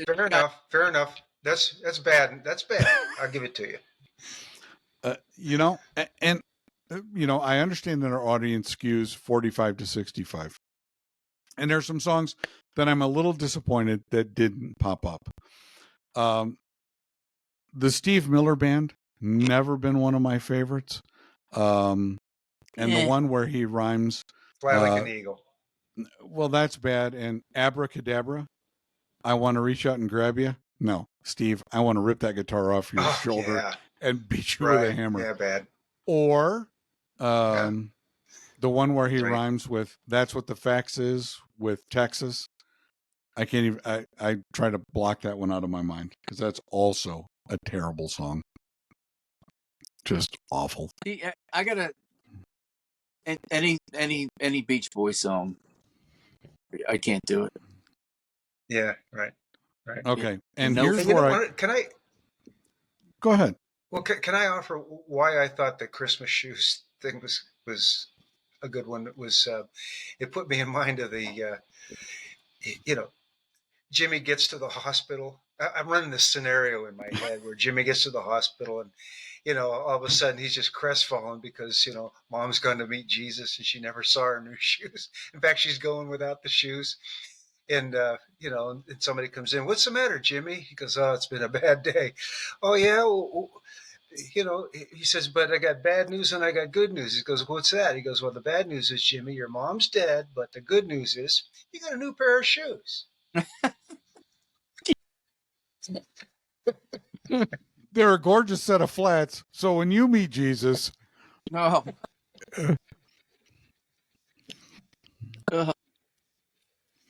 oh, I do agree that Christmas Shoes is a terrible, terrible song. And really, there's nothing on this list that I will defend, because even as much as I like Thin Lizzy, the boys are back in town. Hey, what are we going to do for the last 2 minutes of the song? Oh, we're just going to repeat this. Really, Phil? Yeah. Are you that high? Thin Lizzy's one of my favorite bands too, and I know that song does. I was going to give Brad a little shit over that, but I didn't.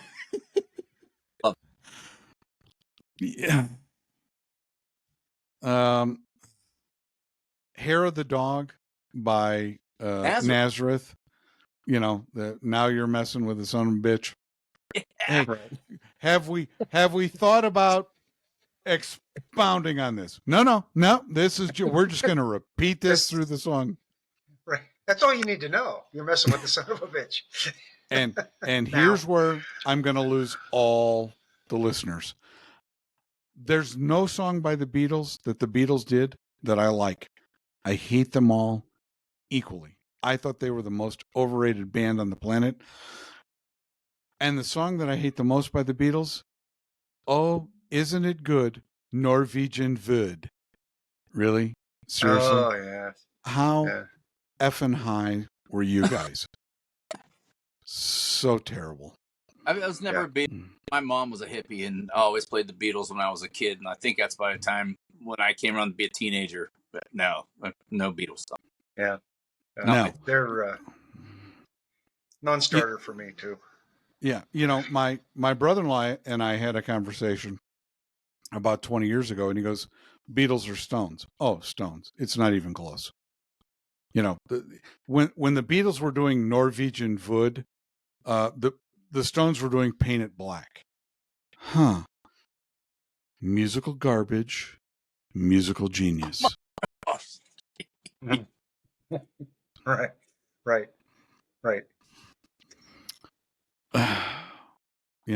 And I want to thank the 22 listeners to the podcast that said that they didn't want to insult Justin and they hate Creed. And it was kind of interesting because they hate all the Creed stuff, because Creed is terrible. Terrible.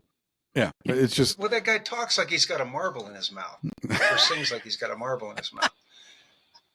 Yeah, arms wide open. Yeah, you're not that excited about this. She baby trapped you. Yeah. Get over it.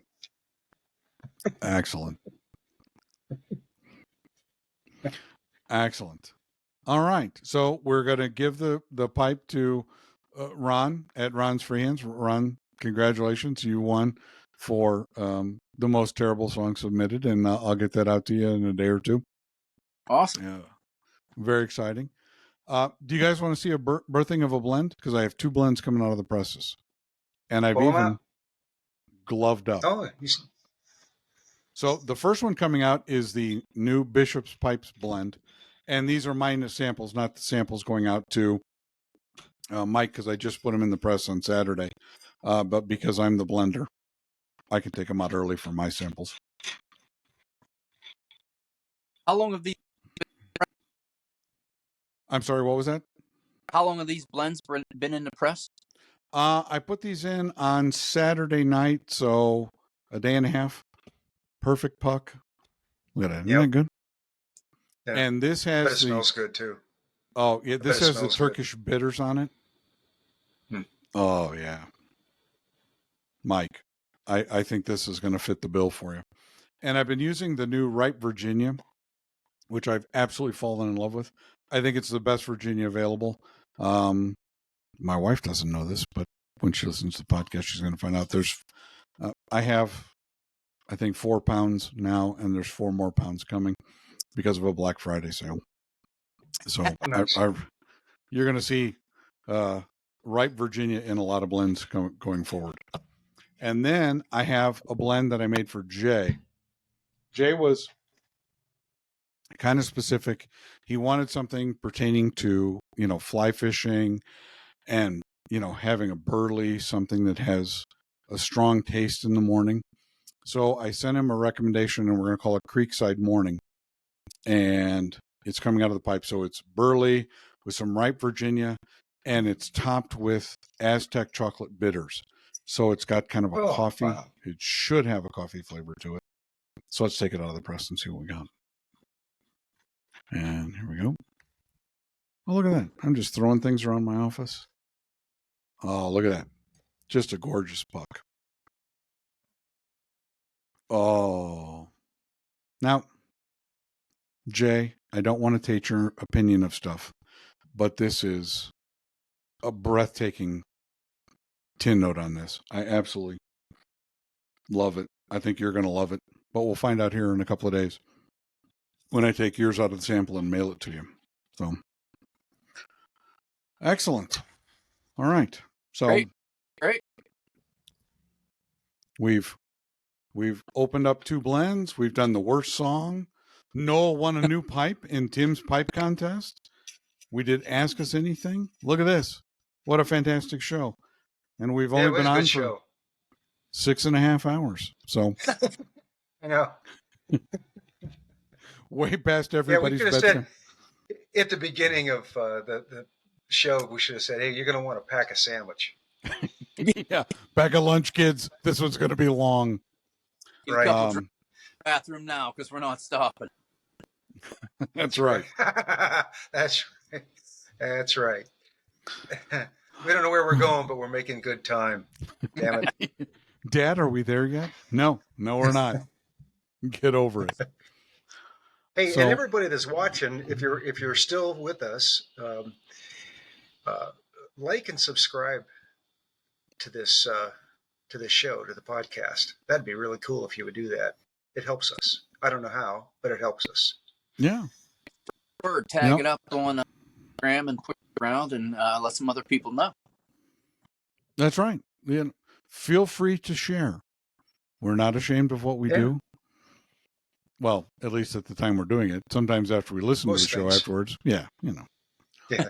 And we'll continue our apology tour for you Beatles fans who really need to develop a taste in music because the Beatles effing suck. Get over it. Yep. I go back and listen to the show sometimes and I think, at least nobody's watching. Our 5s of listeners. The good thing is nobody watches. That's right. That's right. Next week, don't forget, we have Richard from EP Pipes on, and we're doing, and here, I'll actually preview the pipes, and I've got them both here, and they are really, really good. So this is the second place pipe. That's cool. Look at that. Yeah. It's got a fantastic, really unique rustification on it. It's got the stem. It's just a gorgeous pipe. Absolutely spectacular work from Richard. Absolutely love it. Can't wait to give it. We're doing a raffle for a charity of our choice next week, Tim. Is that what we're doing? I think ideally a children's charity for Christmas. Okay. Well, as soon as you and Richard figure that out, let me know. We'll get it posted. We'll put it up. Yep. And then the first place winner gets a gorgeous Christmas tamper. It is red and white with a partially rusticated, partially smooth pipe tamper. It's absolutely gorgeous. And the matching pipe that goes with it. Look at that. Just spectacular. He does some cool stuff, man. Yeah. Richard makes some unbelievably great, interesting, unique pipes that you're just not going to see from anybody else. And we're very excited to have him on next week's show. So, and by the way, on next week's show, I will be, we really need to record on Sunday night because I'm going to be in Phoenix Saturday, Sunday, Monday, Tuesday for a convention. Ooh. Yeah. And it's just a little bit. Yeah. Yeah. My wife is not very happy with me because I'm going to Phoenix without her. So, but there we go. All right. At least you can warm up. Yeah. Right. You know, I'm upstairs in Colorado in a parka because I'm at Ice Station Zebra. And let's check the temperature now that it's 9 o'clock. Oh, it's warmed up to 24 degrees. Jesus. Oh, nice. Mm. Making progress. Yeah. Awesome. Well, thank you all for joining us. Thanks to Noah from at Noah's House. It was a blast to have you on. We greatly appreciated it. And please, if you haven't liked and subscribed to at Noah's House, please do so. He does a wonderful job gardening, custom pipe blends, custom pipes. It's just a fantastic show, and we highly recommend it. Tim? Hey, thanks for having Take me us on. out. It was a good time. Yeah, Noah, thank you. Good night, everybody. See you guys.